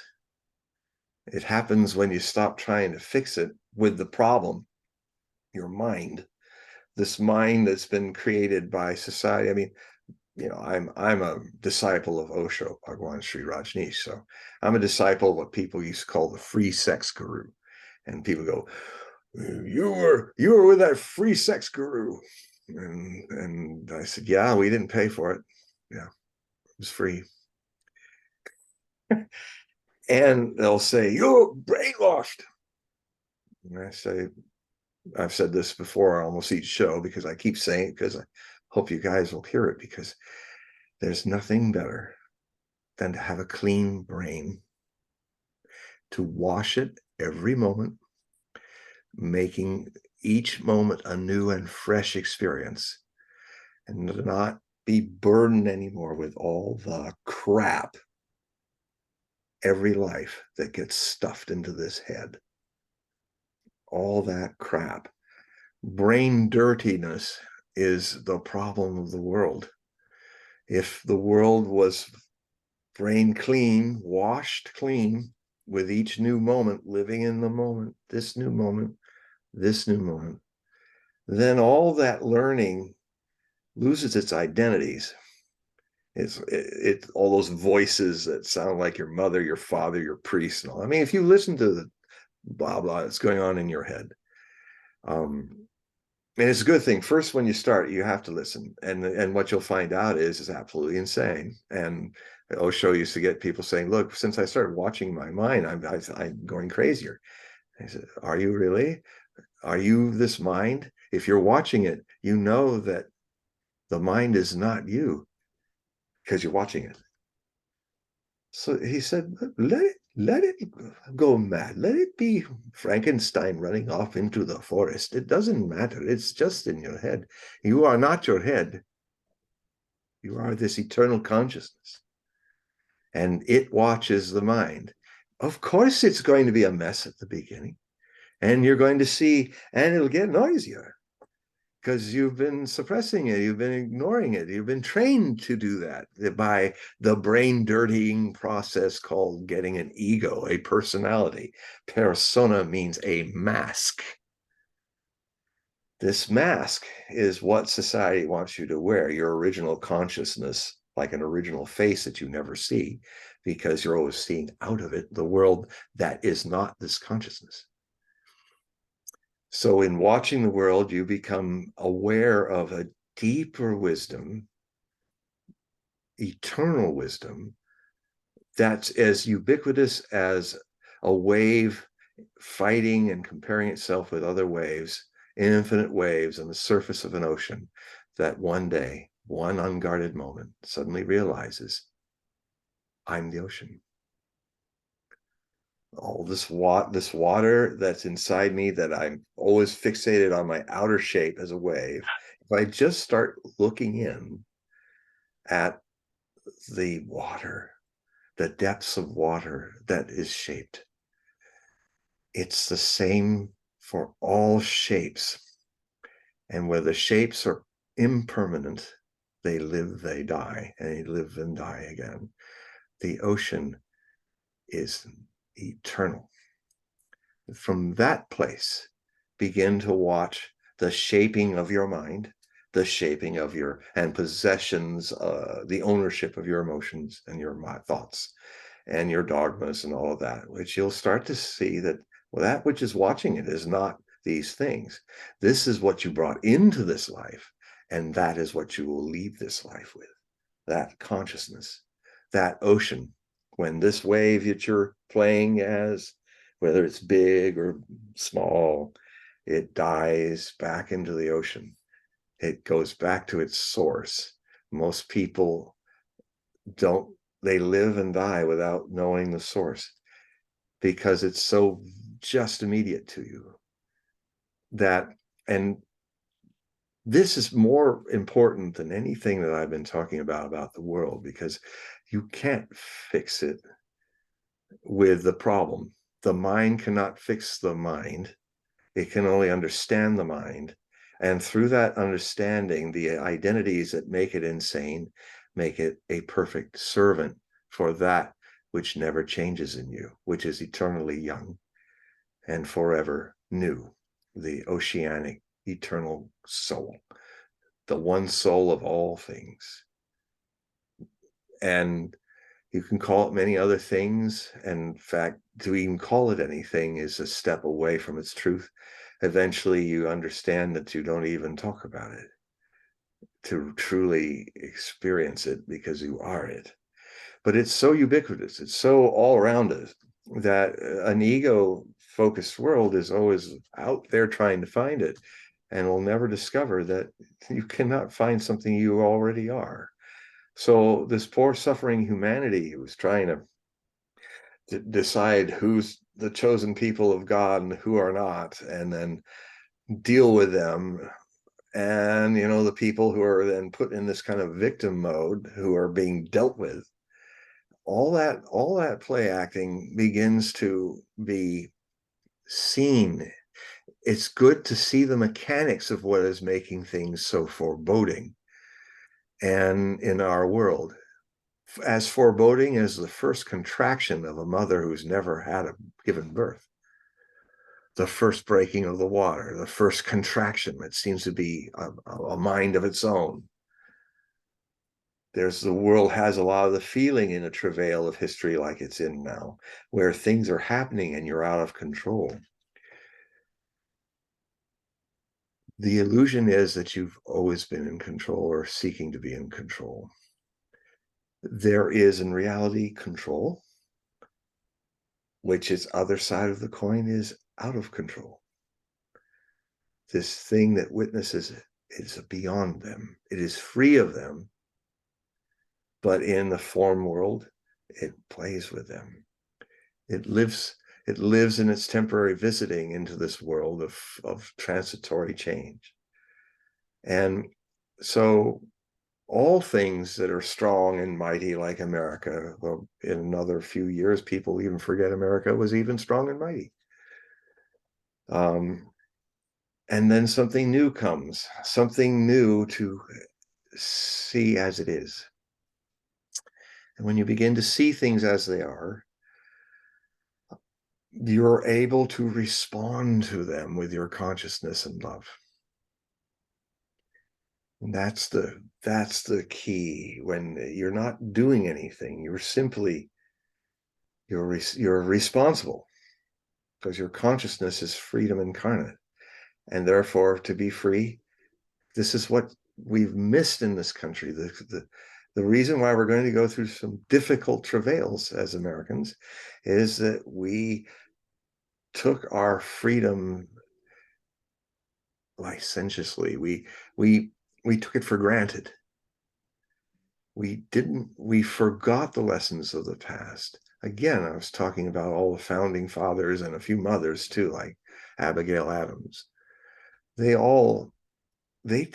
were initially fighting with George III in England, saying they were fighting from the point of view as we are not even thinking about revolution. We are British citizens of the American continent. We're part of the British Empire. But it evolved because there was no way to come to concord with Parliament or the king. The unthinkable had to be thought. And so all these men and some women who were never even imagined not being part of Britain, the family of the British nations and empire, had to think the unthinkable. They had to break away, because freedom was more important than whatever collective identity that they had predisposed themselves to identify with. Freedom became more important. And with it, the beautiful burden of being response able. And thus went this whole difficult process with all the fighting, and then finally to create the Constitution of the United States in the 1780s. All the lessons that had not been learned, that had gotten all these people to find a freer life, even from Britain. You can, if you read the Bill of Rights, it's a sub-narrative to all the history of this country and all the tyranny that people were suffering in the old country. And now we are the old country, and now we're being tyrannized. just like they were. So I know it's scary. I see the fear coming up, but it has no hook in me. And I would even contend for those who are witnessing, and you all can do it. You already are it. You just need to step out of the way and let it happen. That's the work. This is your true nature. You will feel things. You will feel things more vividly, the highs, the lows. But you will also come to understand it is the hook of identity that makes you suffer. The pains, the fears. It's the hook that says, what's going to happen next? What's going to happen? You're already not dealing with the situation. You're not responding to it. You're thinking about what's going to happen tomorrow when I'm on the streets, when my 401k and the derivatives crash that's coming has suddenly made my mortgages 100% more expensive and I can't retire.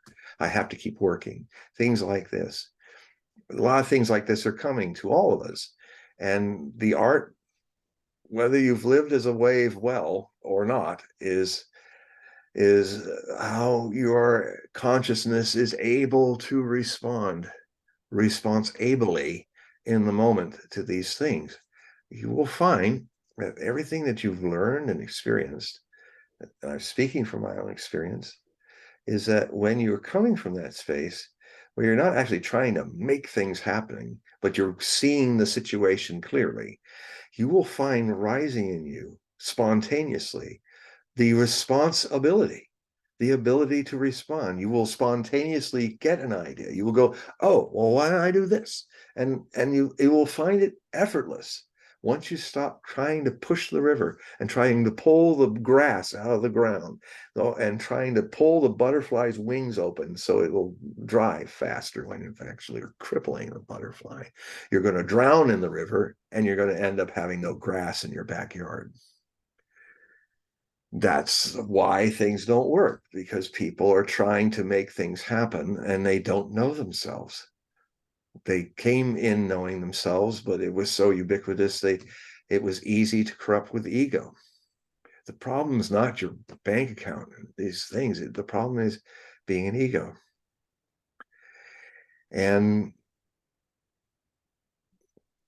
maybe some of you who are listening to this will never understand that. And that's such is the case.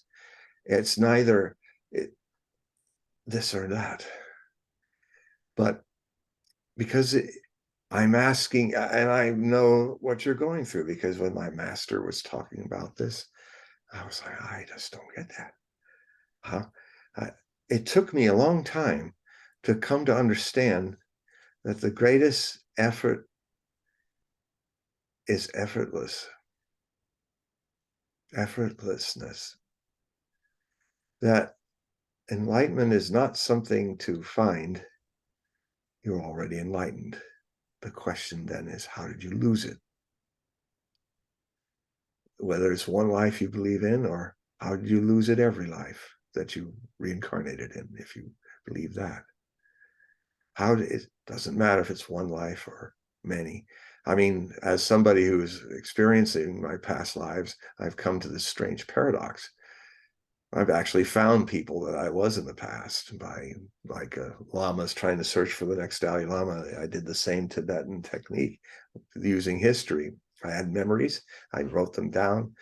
Stuff that I didn't understand. Why would I see it this way and all? And then I, over time, discovered that in other lives, I was doing that. And it all kind of came clear. So what I learned, although, when I discovered I was other people in past lives, and when I discovered that, I also discovered that I would be other people in future lives. But I also experienced that I have never been anyone that I lived before, or anybody whom I will live as, because enlightenment, bliss, does not reincarnate. Only ego and misery collects together sometimes broken up, sometimes it gets distributed to other new waves. That's why people have only fragmentary memories of reincarnation, past lives, because that's kind of how it happens, because that's not who you are. The real you is never incarnated, even though you've been under the dream of doing it a million times. Even if you face, every time you face death, it's the first time. And every time you've been born, it's the first time. And you keep repeating the first time a million times. And when that hypothesis, because don't believe what I'm saying, don't disbelieve what I'm saying. If you believe in what I'm saying, then you're already trapped back in the mind. Doubt everything I'm saying. Test it. See if it's true for you. That's how the real mysticism preaches. It doesn't tell you to buy what I'm saying as an authority figure and believe it. I'm dead set against belief, because belief is ignorance, qualified ignorance. You know, it's like Obama saying, be the change that we can believe in. Well, everybody goes, wow, that just gets chills and all that. But if you step back and consider it, what was actually said was a load of nothing. Change is not defined. Believing in a change that's undefined. You might as well be Hitler saying, Deutschland erwache, awaken Germany. Well, okay, awaken. I mean, we're talking about we got the Obama-gog and then we got the demagogue Hitler, you know, and it's like, and they're really good at using words to get people all roused up. I mean, the yes, we can speech rivaled things I've watched Hitler do. And very different things they were saying, but fundamentally a demagogue. So it is no different whether they're Hitler or somebody nicer like Obama. They are lost in their own rhetoric, and they're very good at it. And maybe they're not even aware of it. But if you say something open, vague, like you're putting up a mirror and saying, this is the change that I believe in, and everybody's seeing their own face in the mirror. So they're seeing their own projection of what that change is. So there's not a single person probably in that audience that believes the change that Obama believes or Hitler believed by awakening Germany. But they're all happy. They're in a mob mind, bunch of sheeple. They're all going, yeah, I believe in that. Let's go beat something up or get pitchfork this or that. Well, but no one's, because a mob doesn't think. The largest force of unconsciousness in the world is when people think as a mass, which means their thinking, their consciousness is you're trying to spread this much mozzarella cheese on one of those record-breaking 500-foot long pizzas. It's just going to be a lot of dead unconscious bread if this is all the cheese you got. You know, so a mob is just like that. A mob is a big loaf of bread with no cheese. You know? and so it is a power of quantity. This darkness that you're feeling, this foreboding that you're feeling, is the darkness of unconsciousness. And it has a quantity, immense, infinite quantity, but it is not quality. Consciousness is quality. If the whole darkness of space in the universe cannot douse out, in its vast quantity, douse out a small candle, then the candle has more power than the darkness.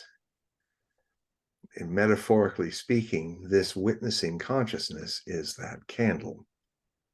And the more people that light their candles, the quantity of darkness is counterbalanced by the quality of consciousness and love. And so that's what has to happen. If you want a world that really works, start becoming a witness start to understand it, start to question everything that you've been conditioned to say, well, this is the reason that happens and this happens. Take it as a hypothesis that any authority figure, a true authority figure who has the authority of experience, as I contend to be, will not want you to believe me.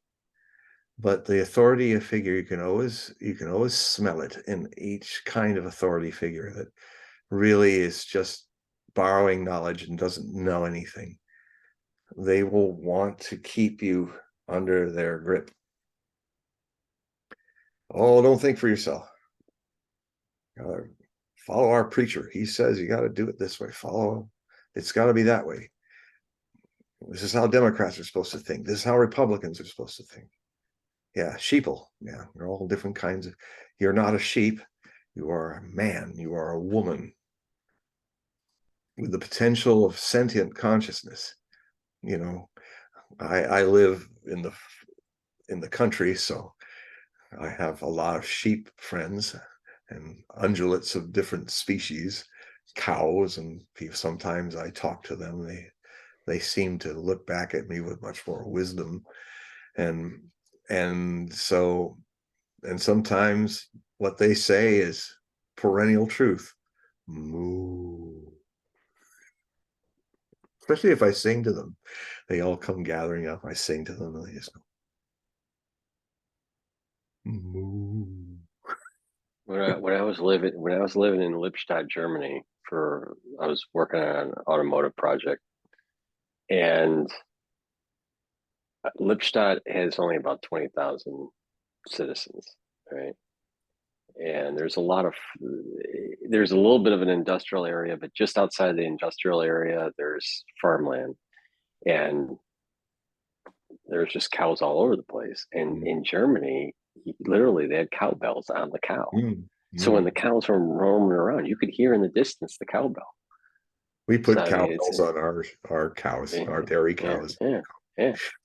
So it's just, and coming from Detroit, being a Detroiter, I mean, oh my God. I mean, I was just like, never saw a cow with a cowbell before.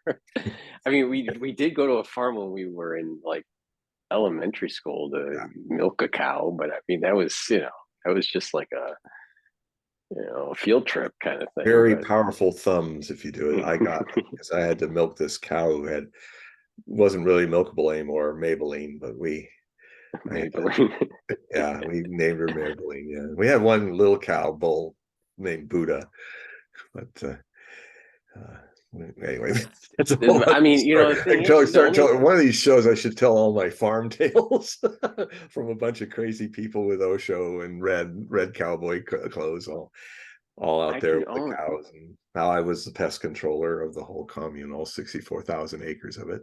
I called myself the Lord of the Flies because I had this jar full of flies. In the Rajneesh Times, they had a shot of me with the jar, and I'm posing. Sometimes it shows up on Hogue Prophecy. Every once in a while, I'll put it up there, and there's all these flies going in my fly trap, and I'm like, wow. And so everybody started calling me Beelzebub, Lord of the Flies. I can think of only two of the field trips when I was in elementary school. One was at the bagel and donut shop that was local. They showed us how they were making, the donuts and the bagels, and then the other one was the field trip to milk the cows. And that was all the other ones I don't remember. But you had a major experience in Deutschland, right? With the cows. Yeah, I mean, it was strange going to Germany. It was the first time I ever flew on a plane. Wow. Right. So it was international flight. Yeah. And another thing that kept on playing in my mind was, my ancestry, they all left, the ones that survived, all left and, made a new life in the United States. And I just, going back to that, it was kind of I just felt there. I felt there was a taint of the land, or there was too much blood in the soil. What a lot of Uh, Israeli Zionists should be feeling right now about Gaza. You, they become, we become the thing we hate if we're not watchful and loving. mhm, You know, mhm. Well, we definitely need more peace in the world, but I have a sense, it and comes from understanding. It'll only come from understanding all the non-peace, why there's non-peace, and it can be understood. And then when it's understood, even if you can be peaceful, even if the whole world is going mad around you, you can be like the story of when Pompeii was erupting and everybody's freaking, the ash is falling, the pyroclastic flows are on their doorstep, everybody's running out of Pompeii. But there was this old man, old philosopher with his staff and his dog, just walking their same walk that they do every day. And everybody's like, oh my God, I'm ripping the hair out over there. And he's just, as the stones are falling, he's just serene. Um, this will all be part of the test, you know. There's a taint on Israel right now. I mean, the very thing that's happened in Germany is now happening in Israel, and it's changing the whole way the world looks at Israel. That ultimately is going to be hard, but it's going to be, well, it can be a whole renewal of of you know, greater Israel, greater Germany. What's the difference? And people can just be a righteous human being, following your path, and live by example, not by preaching, and not by see the light in everyone, not question whether in so many spaces, especially people with a Zionist mindset. I mean, look, the Germans were looking for the Aryan race, which was the core of civilization. They couldn't find it because it isn't there. But they were trying to make this whole idea. Can one just step back and say, why am I trying so hard to make something up here? Why? And the other thing too is that we do our best to remember what the teachers of the past have said. But something my own teacher thought was very important when he was alive was to leave not just a written record, but a video record of how would it have been if we all could see videos of what Abraham really said? And to see Abraham and Ishmael and Isaac, and to actually see them, not just in the print in the Bible, but to actually see them as flesh and blood people, if they had videotape. I mean, if I were doing a short story, I think I would have a guy go back in time and teach Abraham how to use a videotape machine. Now, do the family pictures now, and whenever you feel like talking about something, talk into this, so that in the future we'll really know what you said, and not what we do our best to divine out of the dead print, because the print is all we have, and thank goodness we have it. But do I have Abraham's pregnant pauses? Do I have him give a look that makes what he says maybe going a different way than what the dead word can't make it do? These nuances are everything. So like Osho kept saying, I want to film me, tape me, audio, everything. He's the first great teacher to do that. And so we can, and even now there's a lot of struggle going on in my own community, spiritual community. A lot of people are seeing what turned Christ's message into Christianity, or turns Abraham's message into Zionist supremacism. It's and but we're armed with the actual, here's what he said. here's him talking about it. Here's, what you're saying is not what he planned to do. And so in a way, it also is a very effective way to, from now on, using this technology or even better technologies to record things. Even feelings is the next thing that could be recorded, is because of these technologies. If they're misused, they make a police state of the world. But these same technologies, if they're used with wisdom and love, they will make it impossible for organized religions to take the living word and being of their founder, or the living word and being of Abraham, the founder of the Semitic races, and turn it into this mess, which could destroy the world. And in fact, there's even some projections in many religions where people are pretty happy, like John Hagee, the big Christian evangelicals. They're all thinking, wow, great, we're going to destroy half the world. That means the Messiah is coming. And as my rabbi friend once said, "You're waiting for your Antichrist? We have been suffering ours for over 2,000 years." We had a good laugh. So that can't happen if you have a record of everything. If you actually, right now, my master's been dead since 1990, but you go on YouTube, put OSHO into the thing, and he's going to pop up all over the place in different discourses and things. You'll get to see the person I used to sit with. You might actually feel something that I felt being there, because I whether it's in 3 dimensions or 2 dimensions, the presence is there. And I say that from knowing him, being his night watchman in his house, and knowing all these years of his absence.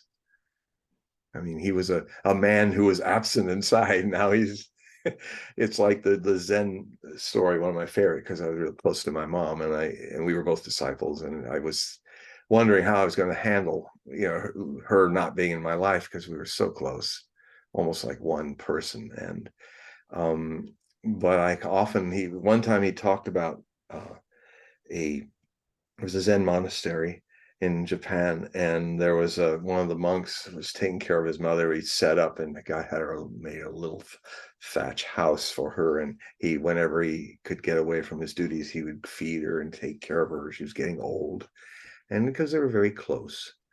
And then the day happened when he had to burn her with the wood of the house on it to make a makeshift funeral pyre, and burn her, meditate, and take her ashes and disappear it into the world. And they were looking at him. It didn't seem like anything had changed, but finally some of the monks asked, "Well, how is it for you now? You're so close to your mother. How is it now?" And he said, "Well, the meditation was presence of mother. Now the meditation is absence of mother." I know exactly what he's talking about, because my mother left this world in 2016. It was a very beautiful death. And the absence can be even more intimate than the presence of things. See, for me, my mother just keeps on haunting me. Especially during the holidays. But well, thank you, John. We've been going for, I don't know, over 2 hours here. What's good is we never got to December, what's happening next. All I did was prep you for it, and that's exactly the right way. Because if we went back to that now, and maybe a couple of weeks, I can be back on in December, and then we'll have nothing but that to talk about. But well, I didn't actually say anything after December 1st that much, which is good. Yeah. So what we'll do is we'll do another recording, to go into more detail. But Yeah. I definitely have this weird feeling about this cloud that's and it's tied to the month of Kislev, and that there's this divine flux. I don't know how to describe it other than a divine flux of energy that Hmm. starts It's a on the reckoning. 18th Kislev, and then that it's coinciding with Hanukkah. And I would add, what a few hours ago I started talking about, it's come back to me, is that what that Pluto return stuff, we are now from the 6th to the 7th, and it's going to hang there. This kind of old foreboding is going to hang from October 10th to mid-October next year, because this final pass, it's almost like 6 and 7 pass are the same. It's so close and slow that Pluto's hanging over the world with this energy of great change through the destruction of the known, so that the new and better can come. And so we're never completely out of the conjunction. It just is either a little more magnified to exact than just a few degrees out, which is still very strong. So it goes from this October 10th, and number 7 is just before the American election. Well, what's really strange, John, is that in Zohar, on page 212b, in Numbers, dealing with the Parsha Balak, all right? So Numbers, so there are Parshas, weekly readings of the Torah, right? Within the 5 books of Moses, and that there are detailed explanations within the Zohar for certain Parshas. So it happens to be the Parsha in Numbers, Balak, on page 212b, which is the back page in Zohar, dealing with the 6th day on the 25th day of the 6th month. There will be a sign in the sky seen over Rome first, and that will start a 70-day countdown. And after that after the 70th day, then what would happen is there's supposed to be the Messianic era. Now, what's weird is, what do they mean by the 6th month? My interpretation, because it's a Hebrew text, that it would be based on the lunar calendar. But Yes. there's something in the history of the lunar calendar that I don't understand. It seems like there are 2 start points. The start point that I know of makes Elul the 6th month. Which is Now, in the English month? Well, it coincides usually around September. September, around September. So, well, this 7th thing, to interject, this 7th thing is just a few weeks after that. The final 7th pass is in the first 2 weeks of October next year. well, what's weird is when I use the Hebrew calendar, I can't find a date where it coincides on a Friday. I can only find it to coincide on a Monday, a Wednesday, or a Saturday. And Okay. that's the weird part about it. Well, that's because it's not a specific date.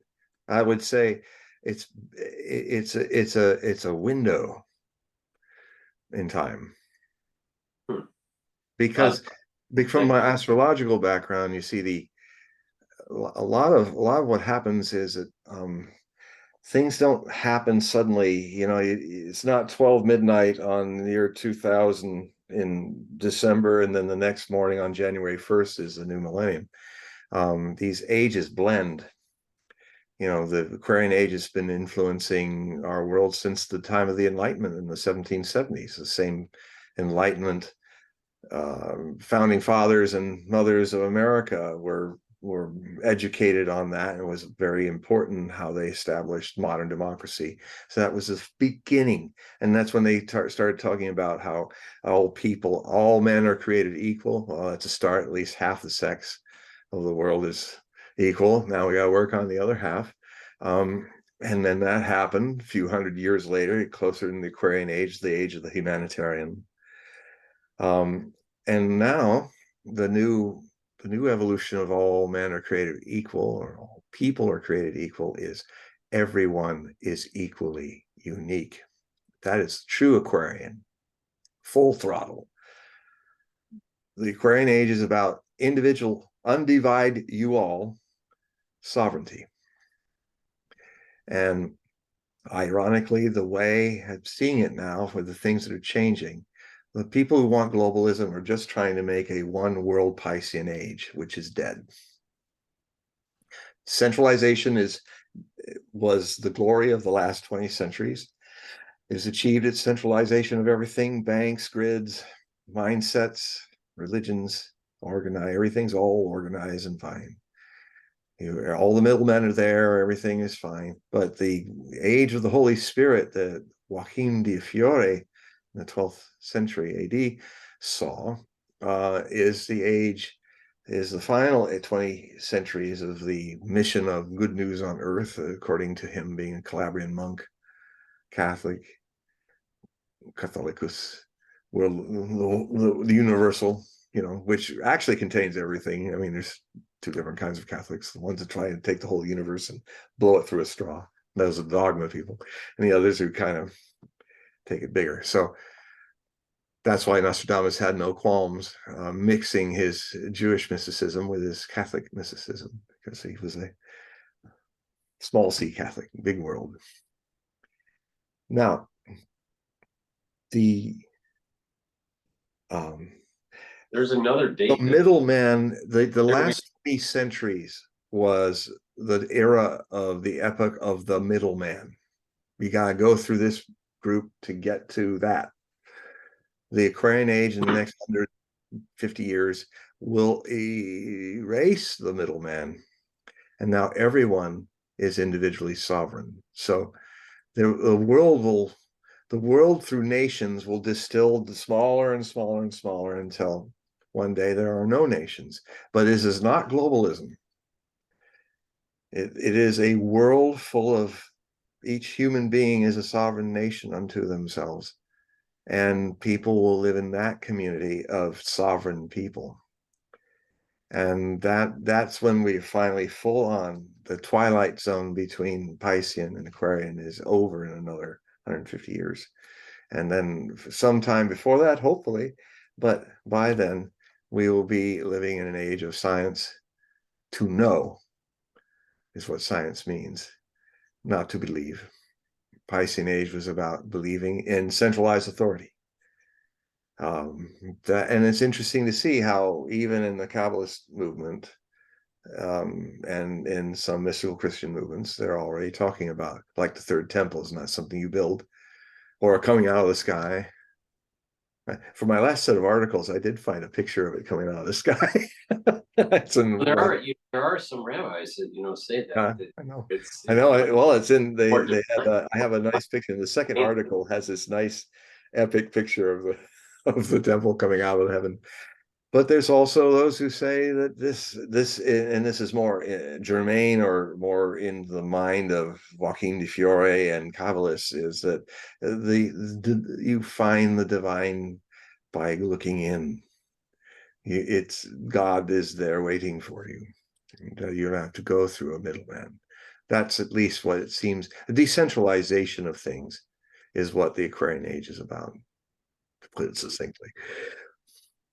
Okay, so thank you for coming back onto the show, John. So what we're going to do is make sure we get people to click that link that's in the description, get to your website, take a look at your periodical, sign up for it, and you do readings, so they can sign up for a reading.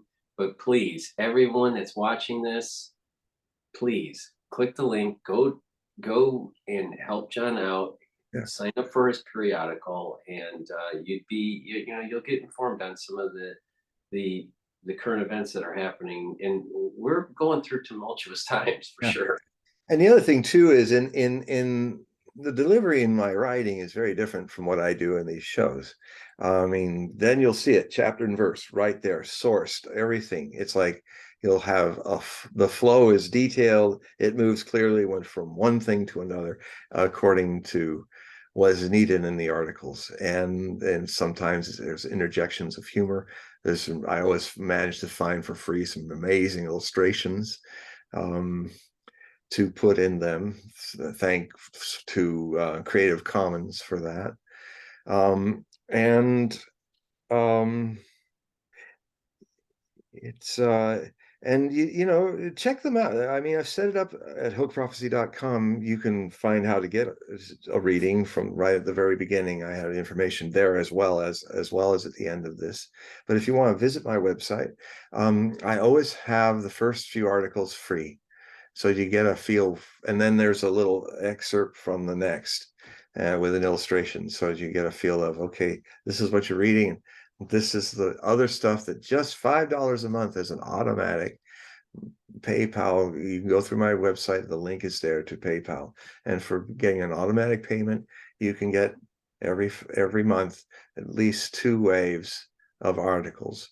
And then or if you want to do it all all 12 months, it's just $60.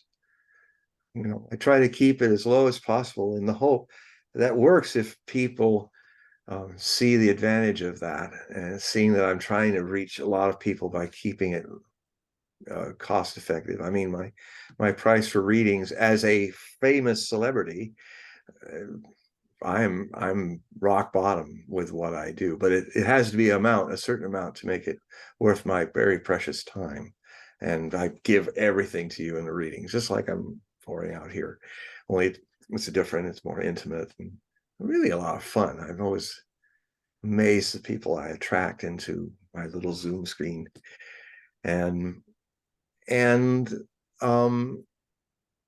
so yeah, just check it out. It's so important because we don't have CNN's money budgets, all those alternative media people. It's amazing to see people that like Chris Hedges and others that used to be on all those shows, and now they're banned. And we're all trying to make ends meet, and we're actually giving you, I contend, you just check, because what I do in my articles is I access you to all of my sources, and I invite you to check these sources where I take a lot of what the world is giving me and I give it that prophetic angle. That's what I do. But I have layer upon layer upon layer of very interesting men and women who, many of them have been sources of mine for years. I haven't met any of them yet, but I encourage you to check them out too, and help grow the financial capability for our very much besieged world of truth tellers, not propaganda mongers, to give you a porthole of what's at least a fresh look. You don't have to believe what we're saying. You shouldn't. CNN wants you to believe them all the time. I mean, they're the most trusted name in news.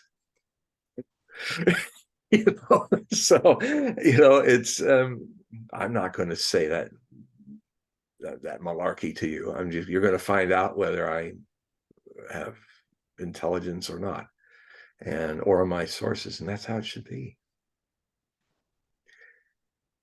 Well, thank you for coming on to the show, John. And everyone, remember, the links are in the description of this video and all the videos I've been doing with John. Just click the link. It's at the very top of the description to get to his website. It gives all the information about getting the readings. And please help out by purchasing his products. So thank you, John, for coming on to the show. And you know how it is. You have to wave and say goodbye to everybody. Yes. Goodbye. I love you all. All right, let me stop the recording here.